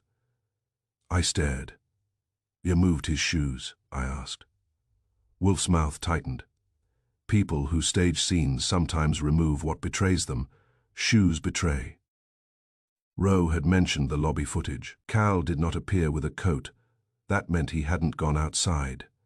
That meant whoever he met could have come inside. In the hallway, I said slowly. No cameras, Wolf nodded. Therefore, Wolf said, the killer favored the places the building does not watch. I exhaled. Garner, I said. Wolf did not confirm. Instead, he said, we must now determine who had access to Cal Mercer's building at midnight. The doorman log, I said. Yes, Wolf replied. And any service entrance records. And I added, we find out who carries syringes in their world. Wolf's eyes narrowed. Yes. He leaned back again, his bulk settling like a verdict. The key, he said, is not to ask who could inject, but who would choose injection, I finished. Yes, Wolf said. Outside, a siren wailed and faded like a thought, losing its force. In the house, Fritz moved quietly, setting up lunch. The orchids above waited for their schedule. Wolf sat with the photograph still on his desk. A dot, a puncture, a decision. Archie, he said at last. Bring me information on Larkwell's security procedures and access contracts. Specifically, those involving Miles Garner. You want his keys, I said. I want his habits, Wolf corrected. Keys are merely tools, habits are signatures. I stood. And Tessa Rowe, I asked. Wolf's eyes sharpened. She will come, he said, in time. I headed for the door because the city was waiting with its usual noisy cooperation. Behind me, Wolf muttered almost to himself. Clean shoes, clean needles, clean lies. And I thought, in New York, the dirtiest people are often the ones who never leave a footprint. Chapter 7. The lie in the mailbox. Cal's mailbox had fresh fingerprints on the inside. Samanon checked it from the wrong angle, and the outgoing mail slot downstairs had a jam that looked recent, like something was wedged in to stop letters from leaving. Maintenance logs showed who fixed that slot last night. Miles Garner security contractors aren't supposed to touch mail, but a man who fears a letter will fix anything that threatens his paycheck. If there is one thing New Yorkers trust more than love, it is the mail. Bills arrive, threats arrive, apologies arrive, and occasionally, salvation arrives. That is why a man who fears a letter will attempt to intercept it before it can travel. Wolf had sent me back to East 61st, with instructions so precise they might have been drafted by an engineer designing a vault. "You will inspect the mailbox," he said. "Not merely the box, the slot." "Why the slot?" I asked. "Because," Wolf replied, "a letter that threatens exposure is dangerous only if it travels." Rowe met me again in the building lobby, looking less amused than usual. "You think we missed something in the mail?" he asked. "I think someone tried to," I said. The lobby was quiet in the mid-morning light. The doorman gave us a look that suggested he preferred funerals to detectives. "The mailboxes are along the wall," he said stiffly. "We haven't had complaints." "That's the trouble," I replied. "You should have."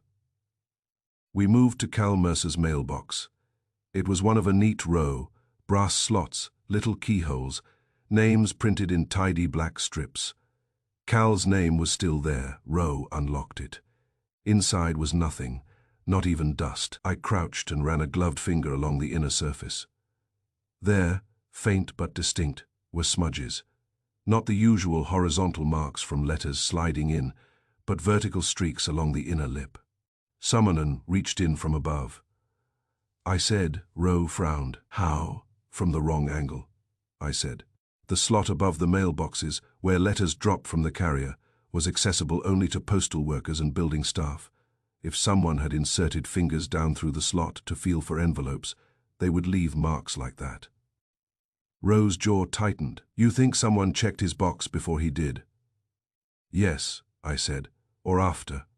We moved to the outgoing mail slot near the lobby entrance, a narrow metal chute that funneled letters into a locked container.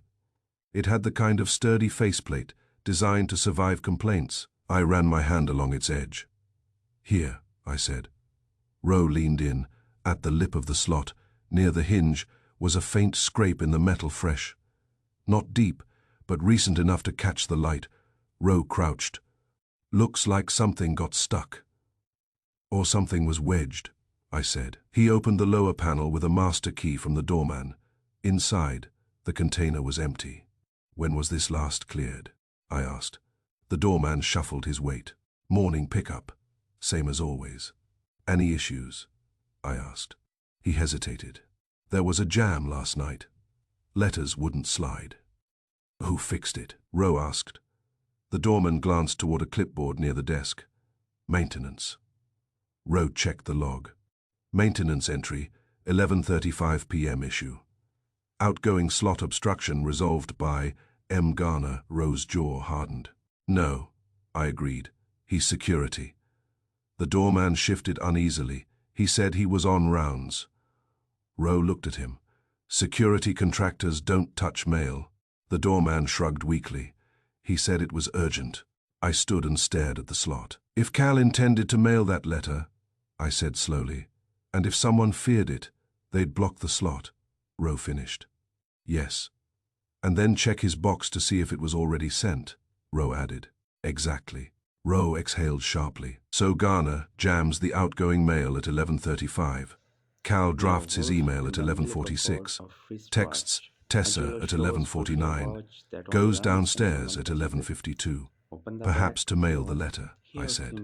"And finds the slot jammed," Rowe said. "Or finds Garner near it," I added. Rowe's eyes narrowed. 6 minutes, he muttered. "Yes," I said. We both looked at the log again. 11:35 p.m., Fay outgoing slot obstruction, resolved by M. Garner.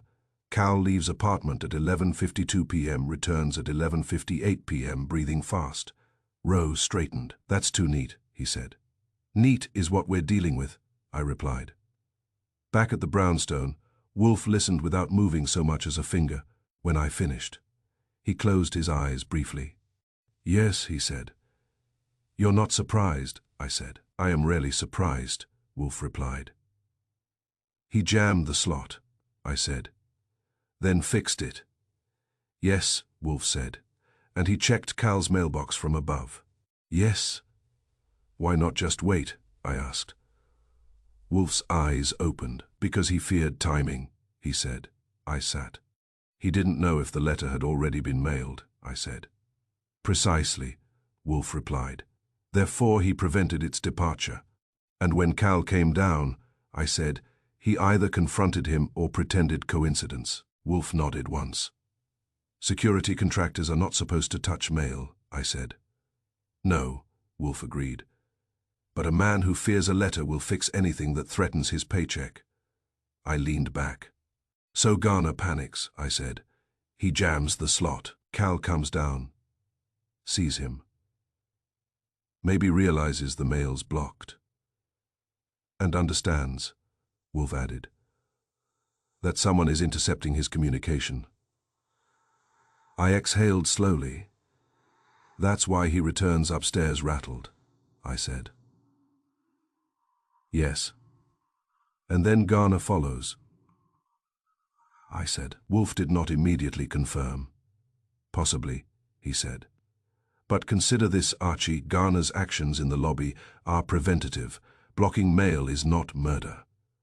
No, I said, but it's obstruction. Yes, Wolf agreed. It reveals fear, and fear reveals motive, I said. Sometimes, Wolf replied. Sometimes it reveals complicity. I frowned. Do you think he wasn't acting alone? I said. Wolf's eyes sharpened. Garner is security, he said. He protects access. He does not author fraud. Drake authors, I said. Miss Rowe manages risk, Wolf corrected. And Garner protects the door, I finished. Wolf nodded.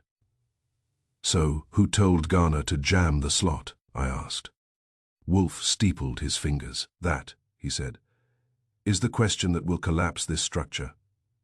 I stood and paced once. If Tessa received Cal's text at 11:49, I said, and if she alerted Garner, then Garner acts to prevent delivery, Wolf said. And when Cal goes downstairs, I continued, he sees the interference.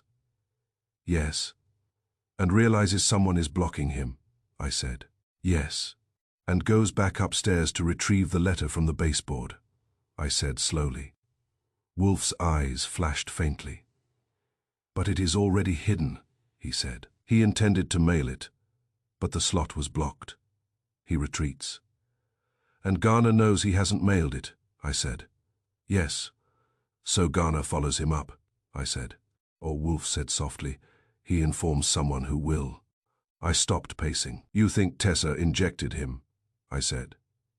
I think, Wolf replied carefully, that injection is a choice for someone who values control. And Garner values control, I said. He values procedure, Wolf corrected. I stared at him. You don't think he did the injection? I said slowly. Wolf's gaze was steady. Garner's interference with the mail is clumsy, he said. Visible, logged. It is the action of a man reacting.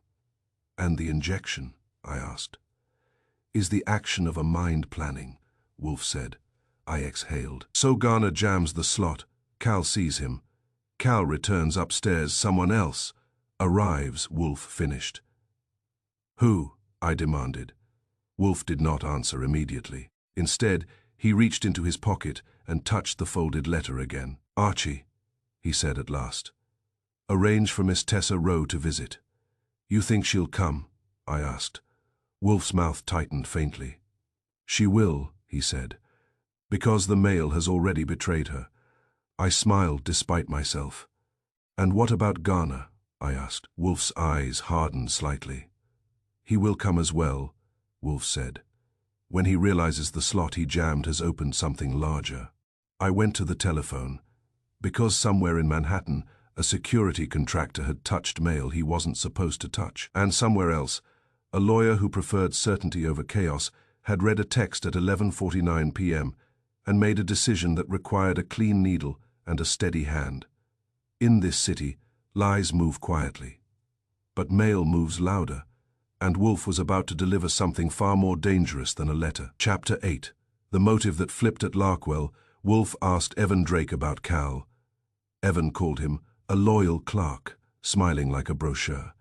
Tessa Rowe said Cal was confused, using lawyer words to hide human panic. Then Wolf read the unsent letter again and saw the twist hiding in plain ink. Cal wasn't threatening to expose fraud alone. He was threatening to expose a death tied to Larkwell's money trail. Not stealing, covering, not scandal. Prison. Wolf does not often leave the brownstone. When he does, it is because a fact requires proximity. "I will attend," he said that morning, as if granting Manhattan a rare privilege. I raised an eyebrow. "You're visiting Larkwell?" "Yes," Wolf replied. Fraud is one thing, concealed death is another. That was the first time he had used the word death in connection with Larkwell. He did not explain. He did not need to. The letter was folded in his inside pocket, and he had read it 3 times since breakfast. Larkwell's offices looked smaller with Wolf in them. His bulk does that to rooms. It exposes their confidence as decorative. Evan Drake received us with the same practiced warmth as before, though this time the warmth had edges. "Mr. Wolf," he said smoothly, "we appreciate your thoroughness." Wolf inclined his head a fraction. "I dislike imprecision," he said. Drake gestured to chairs. Wolf did not sit until Drake did. It was a small maneuver, but it shifted the balance. "We understand Mr. Mercer had concerns," Drake began. He was a loyal clerk, diligent, perhaps overly so. "Loyal," Wolf repeated mildly. "To whom?" Drake's smile held. "To the organization." "And when loyalty conflicts with conscience?" Wolf asked. Drake's eyes narrowed slightly. "I don't follow." "You will," Wolf said calmly. Tessa Rowe entered without being invited. That told me 2 things. She had been listening, and she did not trust Drake to manage the conversation alone. She nodded at Wolf. "Mr. Wolf." "Miss Rowe," Wolf replied. She remained standing, hands clasped lightly in front of her, the posture of a woman prepared to contain. Wolf withdrew the folded letter and laid it on Drake's desk. "Mr. Mercer wrote this," Wolf said. Drake did not touch it. "We've been informed," he said carefully. "Have you read it?" Wolf asked. Drake hesitated, then said. Wolf's gaze shifted to Tessa. "And you?" he asked. She met his eyes. "I have not." It was almost convincing. Wolf unfolded the letter slowly, smoothing it flat. "Mr. Mercer was not threatening exposure of mere accounting discrepancies," Wolf said. Drake's jaw tightened faintly. "He references specific vendor transfers," Wolf continued. "Payments routed through Larkwell to Shell subcontractors, overcharges concealed as emergency maintenance." "That's interpretation," Tessa said coolly. Wolf's eyes flicked toward her. "Is it?" he asked. Drake's voice was calm but thinner now. "If there were irregularities, they would be administrative." "Administrative," Wolf echoed. An agreeable word. He tapped a line midway down the page. "Mr. Mercer writes, the heart payment was not an error. It was a burial." Silence. I felt it land. Drake's expression did not change, but the blood drained subtly from his face. Tessa's fingers tightened almost imperceptibly. Wolf watched them both. "Burial," Wolf repeated. "An interesting term for accounting." Drake forced a small laugh. "Metaphor." "Perhaps," Wolf said. "Or perhaps literal." Tessa spoke carefully. Mr. Mercer was confused. He conflated separate matters. Wolf turned his gaze to her. "Explain," he said. She hesitated a fraction too long. "There was an employee," she said finally. "A contractor, Daniel Hart. He died last year. Unrelated incident." "Unrelated?" Wolf asked. "Yes," she said firmly. Wolf's voice remained mild. "Mr. Mercer's letter suggests otherwise." Drake's composure thinned. "You're building a narrative from innuendo." Wolf leaned back. "No," he said quietly. "I am building it from sequence." He folded his hands. "Miss Klein," Wolf said, "filed complaints about unsafe repairs at a Larkwell building. She died in what was deemed an accident. Shortly thereafter, the same maintenance payments resumed without obstruction." Drake's jaw tightened. Tessa spoke, voice precise. You have no evidence of that. I have a letter, Wolf replied. And a dead clerk, I added.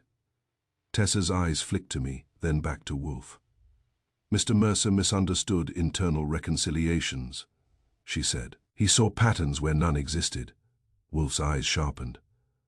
Patterns, he said, are the language of numbers. He rose slowly, which made Drake shift in his seat. Mr. Mercer was not threatening to expose simple fraud, Wolf continued. He was threatening to expose the concealment of a prior death. Drake stood as well. That is outrageous, he said. Is it? Wolf asked calmly. He picked up the letter and read another line aloud. If the board sees the Hart file, they will understand why he had to disappear. The word disappear lingered. Tessa's composure cracked, not visibly to anyone else, but to Wolf, who notices the microscopic. Daniel Hart's death was investigated, she said sharply. There was no foul play. Wolf's gaze did not waver. Yet Mr. Mercer believed her death was connected, he said, and he believed the financial transfers were part of the same concealment. Drake's voice hardened. This is slander. No, Wolf said quietly. This is motive. Silence again. I felt it then. The flip-up. To this point, we had treated Cal Mercer's death as preventative fraud. Stop the clerk before he embarrasses the board. But this was different. If Cal had uncovered not just embezzlement, but the quiet burial of a prior inconvenient death, then the stakes were not reputational. They were criminal, not stealing, covering, not scandal. Prison Wolf saw it fully. Now, I could tell by the stillness in his shoulders. He folded the letter once more.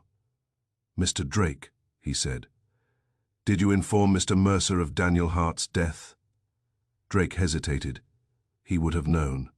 It was public. Did you inform him that Mr. Hart had disputed vendor payments before he died? Wolf asked. Drake's silence was answer enough. Tessa stepped forward. You're implying conspiracy, she said. I am observing fear, Wolf replied. Her eyes flashed. Fear of what? She demanded. Wolf's voice remained steady. Fear that a board review would reopen not only financial audits but death certificates. Drake's composure fractured for a split second. Wolf saw it. So did I. Wolf turned toward the door. Archie, he said. Yes, inform Inspector Kramer that the scope of this investigation has widened. Drake stepped forward. You have nothing, he said sharply. Wolf paused. I have a dead clerk, he said. A concealed letter, a jammed mail slot, a security contractor interfering with correspondence, and a prior death linked to disputed funds. He looked at Tessa. And I have a lawyer who is no longer calm. Tessa's voice was ice. You are overreaching. Wolf inclined his head. Perhaps, he said, but men do not inject colleagues to prevent embarrassment. They inject to prevent testimony. That landed harder than the rest. Drake said nothing. Tessa said nothing. Silence again, but this time it was not polite. It was defensive. As we left the office, I glanced back. Drake had stopped smiling. Tessa was already reaching for her phone. Back in the car, I looked at Wolf. So, it wasn't about money, I said. It was about history, Wolf replied. And Cal found a body in the books, I said. Yes, and threatened to dig it up. I finished. Wolf's eyes narrowed. Which makes his murder not merely preventative, he said. It makes it protective. Of what? I asked. Of a lie that already killed once, Wolf replied. I felt a chill that had nothing to do with weather. So Daniel Hart didn't just die, I said. Wolf's voice was quiet. He was removed, he said. And Cal was next. Yes. We drove back toward 35th Street in thoughtful silence. The city outside continued its indifferent rhythm. Taxis honked. Pedestrians hurried. Buildings stood tall and unsympathetic. But somewhere behind polished offices and charitable slogans, a money trail had bent around a death, and Cal Mercer had seen the bend. Wolf closed his eyes briefly, then opened them. Archie, he said. Yes. Arrange a meeting at the brownstone. With whom? I asked. All of them, Wolf replied. I smiled faintly, because when Wolf calls everyone into his office, it means the puzzle has reached its final shape. And this one no longer smelled like fraud. It smelled like something buried. Chapter 9, Who Couldn't Risk Delivery. Wolf traced the letter's details to a sealed case. A tenant who died after complaining about unsafe repairs. Paperwork quietly erased. Only one person had signed the all-clear inspection that week. Miles Garner, hired to secure the building after the incident.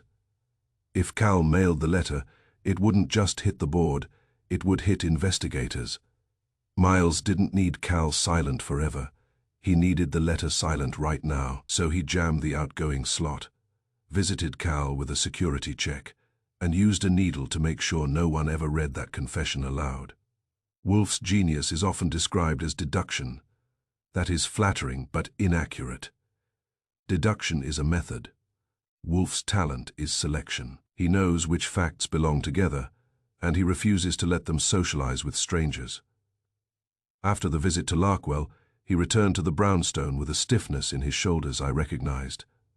It meant his mind had found a new hinge, something that would swing the entire case in a different direction. He sat in the red leather chair, accepted coffee, and said only one word. Tenant. I blinked at him. Tenant. Yes, Wolf said.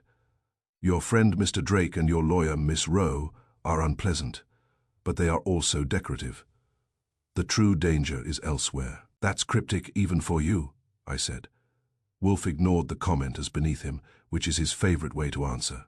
The letter, he said, tapping Cal Mercer's folded sheet on his desk, contains a reference that is not financial. He unfolded it and indicated a line I had read but not weighed properly.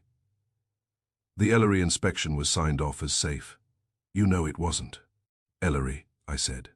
I thought it was a vendor code. It is a building, Wolf corrected. Or an apartment line. Mr. Mercer wrote it as one writes an address when one expects the reader to recognize it. How do you know? I asked. Because he did not explain it, Wolf said. People explain what is abstract. They do not explain what is shared. I leaned back. So Ellery is a place Larkwell controls. Yes, Wolf said. Larkwell housing, buildings, tenants. Okay, I said. So what's the sealed case? Wolf's eyes narrowed. We will find it.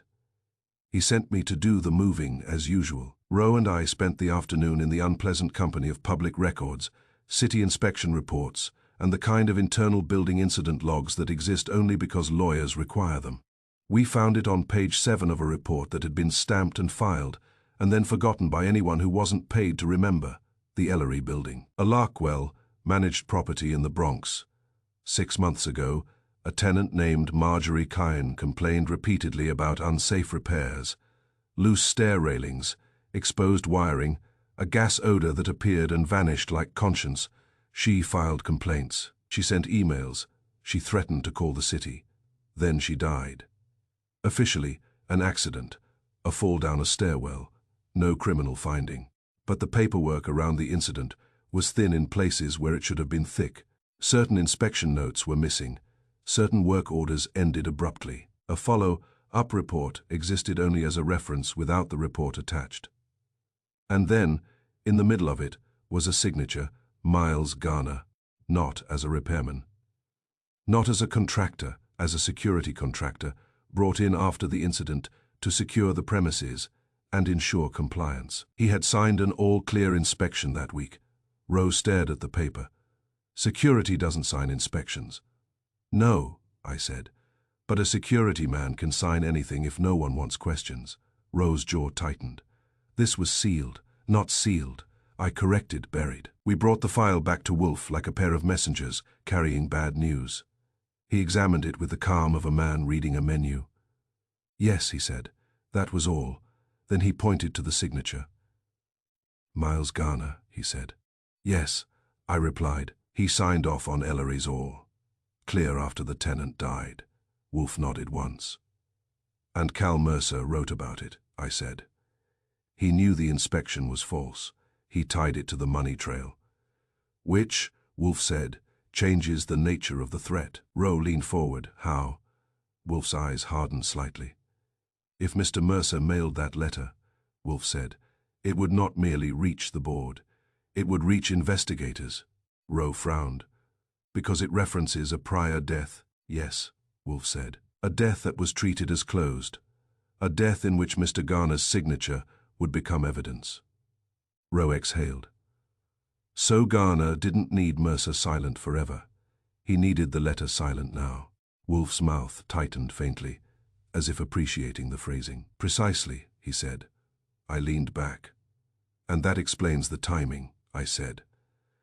The jammed outgoing slot at 11:35, Cal's draft email at 11:46, text to Tessa at 11:49, trip to the lobby at 11:52. Rowe nodded slowly. He goes down to mail something, Rowe said. Finds the slot jammed. And likely finds Garner near it, I added. Garner claims. It's a security check, Rowe said, thinking aloud. He tells Cal there's been an issue, maybe even convinces him to go back upstairs. Wolf nodded. Then Garner follows, I said, because he knows Cal still has the letter. Wolf lifted the autopsy photograph again, the tiny puncture at the base of Cal Mercer's neck. Injection, he murmured. Certainty, I said. Rowe's expression tightened. A security contractor carrying syringes. Wolf's gaze remained steady. Security contractors carry many things, Wolf said. What matters is what they choose to use. Rowe rubbed his forehead. But why would Garner choose injection? Rowe asked. Wolf answered without hesitation. Because he needed control, Wolf said. If Mr. Mercer screamed, neighbors would hear. If he fought, bruises would appear. If he drank poison, he might vomit. Injection is silent, fast, and clean. Rowe's jaw hardened. So Garner visits Cal with a pretext. Gets close, adjusts his collar, injects. I pictured it and disliked the ease of it. And then he stages the room, I said. Yes, Wolf replied. He removes the phone, he cleans, he displays the prescription bottle to suggest self-administration. Rowe frowned, but he didn't find the hidden letter. Because, Wolf said calmly, he did not believe Mr. Mercer would distrust furniture enough to hide evidence behind a baseboard. Rowe exhaled. This is enough for an arrest. Wolf's eyes narrowed. Not yet. Rowe stared. What do you mean, not yet? We've got interference with mail, access, a false inspection, and a puncture mark. Wolf's voice was patient in the way it becomes when he is explaining something to someone who does not deserve it but requires it. We have a pattern, he said. We require a point. Rowe's brows knit. A point, I echoed. A single, undeniable fact that compels confession, Wolf said. Garner will not surrender on implication. He is trained to deny. Rowe's mouth tightened. So what do you want? Wolf leaned back. I want him in this office, Wolf said, with Drake and Miss Rowe present. Rowe stiffened. Why bring them? Because, Wolf said, Garner is a man who protects others. Until he feels abandoned. I intend to make him feel abandoned. Rowe stared. That's effective. Wolf finished. I smiled faintly. Wolf has the morals of a surgeon. He does what is needed and expects thanks from no one. Rowe stood. I can bring him in, he said. But he'll lawyer up. Rowe hesitated. And if he doesn't confess? Wolf's eyes sharpened. He will, Wolf said simply. Rowe left to make arrangements. When the door closed, I looked at Wolf. You're sure? I said. Wolf tapped Cal Mercer's letter. Garner jammed the outgoing slot, Wolf said. That is fear in action. He checked the mailbox. That is desperation. He chose injection. That is calculation. He looked up. A desperate man may be violent, Wolf said. A calculating man may be silent. But when a calculating man is forced to choose between prison and betrayal, he betrays. I leaned back, letting the sequence settle. So, I said slowly, the real motive wasn't just fraud. It was a prior death hidden in the paperwork. Yes, Wolf said. And Cal was about to deliver the confession, I said. Yes. Wolf nodded, as if murder schedules were a minor inconvenience. When Fritz left, Wolf said, Archie. Yes. Ensure that Inspector Kramer attends the gathering, Wolf said. Also ensure that the doorman from Mr. Mercer's building is available. A doorman? I asked. Wolf's eyes sharpened. Yes, he said, because 6 minutes in a lobby must be given a face. I stood. And after that, I said, we let Garner talk himself into cuffs. Wolf's mouth tightened faintly, nearly a smile. No, he corrected. We let him talk himself into truth. Outside, New York continued to churn, indifferent to the fact that a man in a brownstone was arranging a confession like chess pieces. Inside, the facts had finally aligned. A dead tenant in the Bronx. A false inspection signed by a security contractor. A clerk with receipts and a letter in a baseboard. A jammed mail slot. A clean needle. Garner had not needed Cal Mercer silent forever. Only long enough for the letter to die first. But letters have a habit of surviving the people who write them. And in Wolf's office, the letter was still alive. Chapter 10. The letter that finally arrived. Wolf met Miles in the lobby. Under a camera, Miles thought he controlled. He showed him the letter like a mirror. You didn't kill him for what he knew. You killed him for what he could prove. Miles tried to shrug it off. But Wolf pointed to the mail slot jam, the maintenance log, the needle mark, the mailbox prints. In this city, Wolf said, the fastest way to catch a killer is to find what they're afraid to deliver. And when Miles' face cracked, Wolf sent the letter himself, straight into evidence. Because truth, once mailed, doesn't come back unopened. Wolf does not usually conduct confrontations outside his office. He prefers the red leather chair, the desk between himself and chaos, the controlled air of West 35th Street. But sometimes the stage must belong to the suspect. Arrange it, he told Inspector Kramer, in the lobby of Mr. Mercer's building, under the principal camera. Kramer had objected. Kramer always objects. But he came. So did Lieutenant Rowe, and at Wolf's request, the doorman, Miles Garner, arrived at precisely the hour requested, wearing a jacket that concealed its contents and a face that concealed nothing. The lobby was brightly lit. The camera mounted above the mailboxes blinked its small red light, recording. Garner glanced up at it briefly, a professional habit. He believed he understood that device. He had likely adjusted its angle more than once.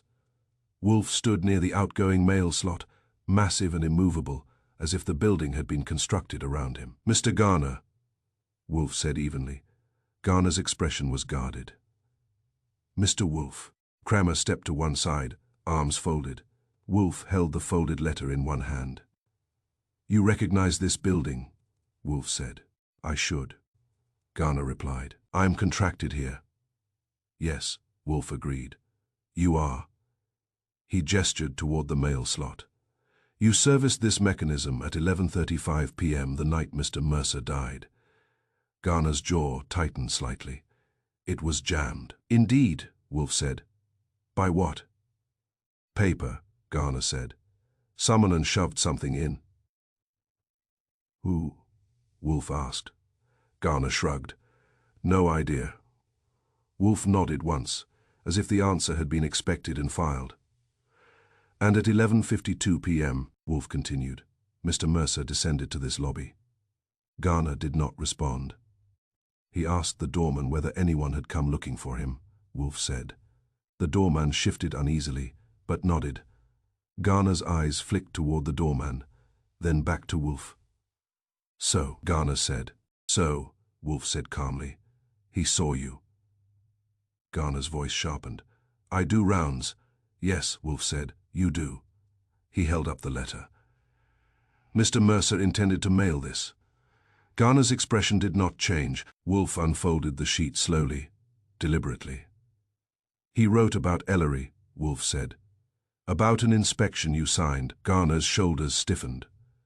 That was routine, he said. Routine, Wolf repeated, after a tenant died complaining of unsafe repairs.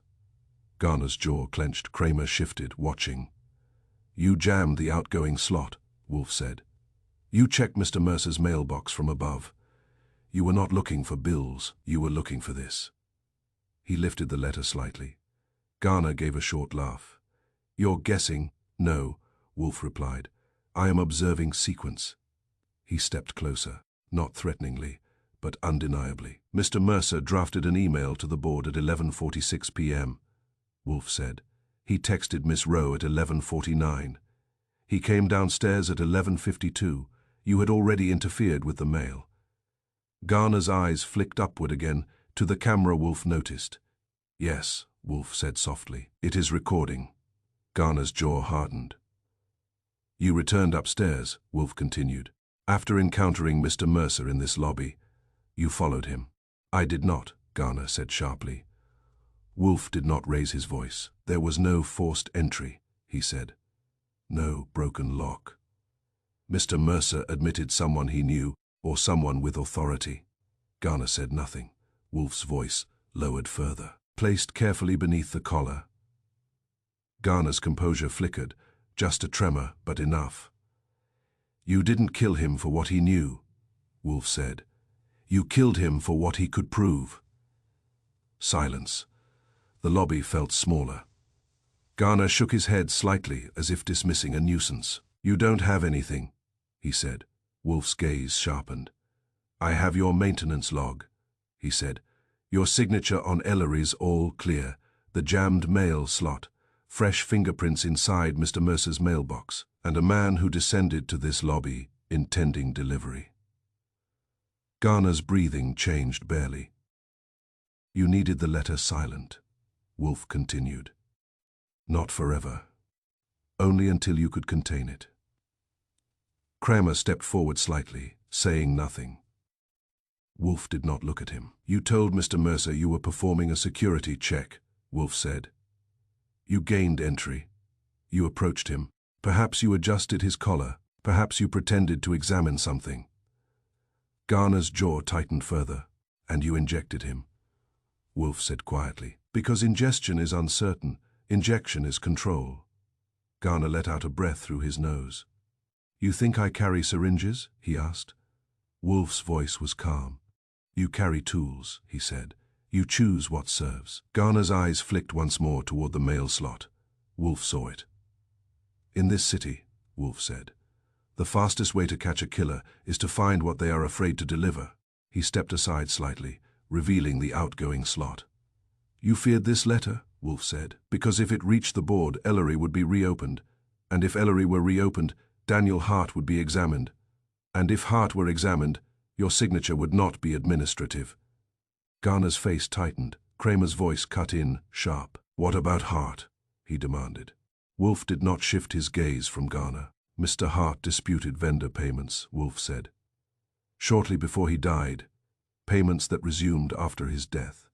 Mr. Mercer saw the pattern. Garner's composure cracked, not fully, but enough that the strain showed. He was confused, Garner said. Confused men do not hide letters in baseboards, Wolf replied. Garner's eyes widened slightly. Yes, that landed. You didn't find it, Wolf said softly. You cleaned the desk. You removed the phone. You displayed the pills, but you did not find the letter. Garner's silence was louder than denial. Kramer stepped closer. You're done, he said. Garner shook his head once, almost violently. You can't prove. Wolf interrupted him. You jammed the slot, he said. You checked the mailbox.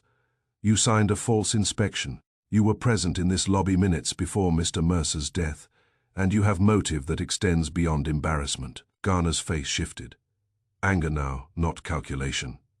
He was going to ruin everything. He snapped. The words hung in the air. Kramer moved instantly. Everything, Kramer said. Garner realized too late. His mouth opened, then closed. Wolf's voice was almost gentle. Not everything, Wolf corrected. Only the lie. Garner's shoulders sagged slightly. You don't understand, he muttered. Wolf's eyes were steady. I understand precisely, he said. A tenant dies. An inspection is falsified. Payments continue. A clerk notices. He prepares evidence. You intercept it. You silence him. Garner's gaze dropped. Just for a second. It was enough. Kramer stepped forward and placed a hand on Garner's arm. You're coming with us, Kramer said. Garner did not resist. As he was led away, he glanced once more at the outgoing mail slot. Wolf watched him go without triumph. When the lobby cleared, Kramer turned to Wolf. You could have done that in your office, he grumbled. Wolf shook his head. No, he said. He needed to see the place where he chose. Kramer grunted and left with his prisoner. Rowe lingered. That was clean, he said. Wolf inclined his head faintly. Yes, he replied. I looked at the folded letter in Wolf's hand. So what now? I asked. Wolf walked to the mail slot. He slid the letter into it deliberately. It disappeared with a soft metallic whisper. Rowe blinked. What are you doing? Wolf turned. I am ensuring it is delivered, he said. To the board. I asked. To evidence, Wolf replied. Rowe almost smiled. Truth, Wolf said quietly. Once mailed, does not return unopened. We stepped out into the winter air. The city moved as it always does, indifferent, impatient, loud, but somewhere in a police evidence locker, a letter was now official. Cal Mercer's confession had finally arrived. And in Nero Wolf's world, that is the only delivery that matters.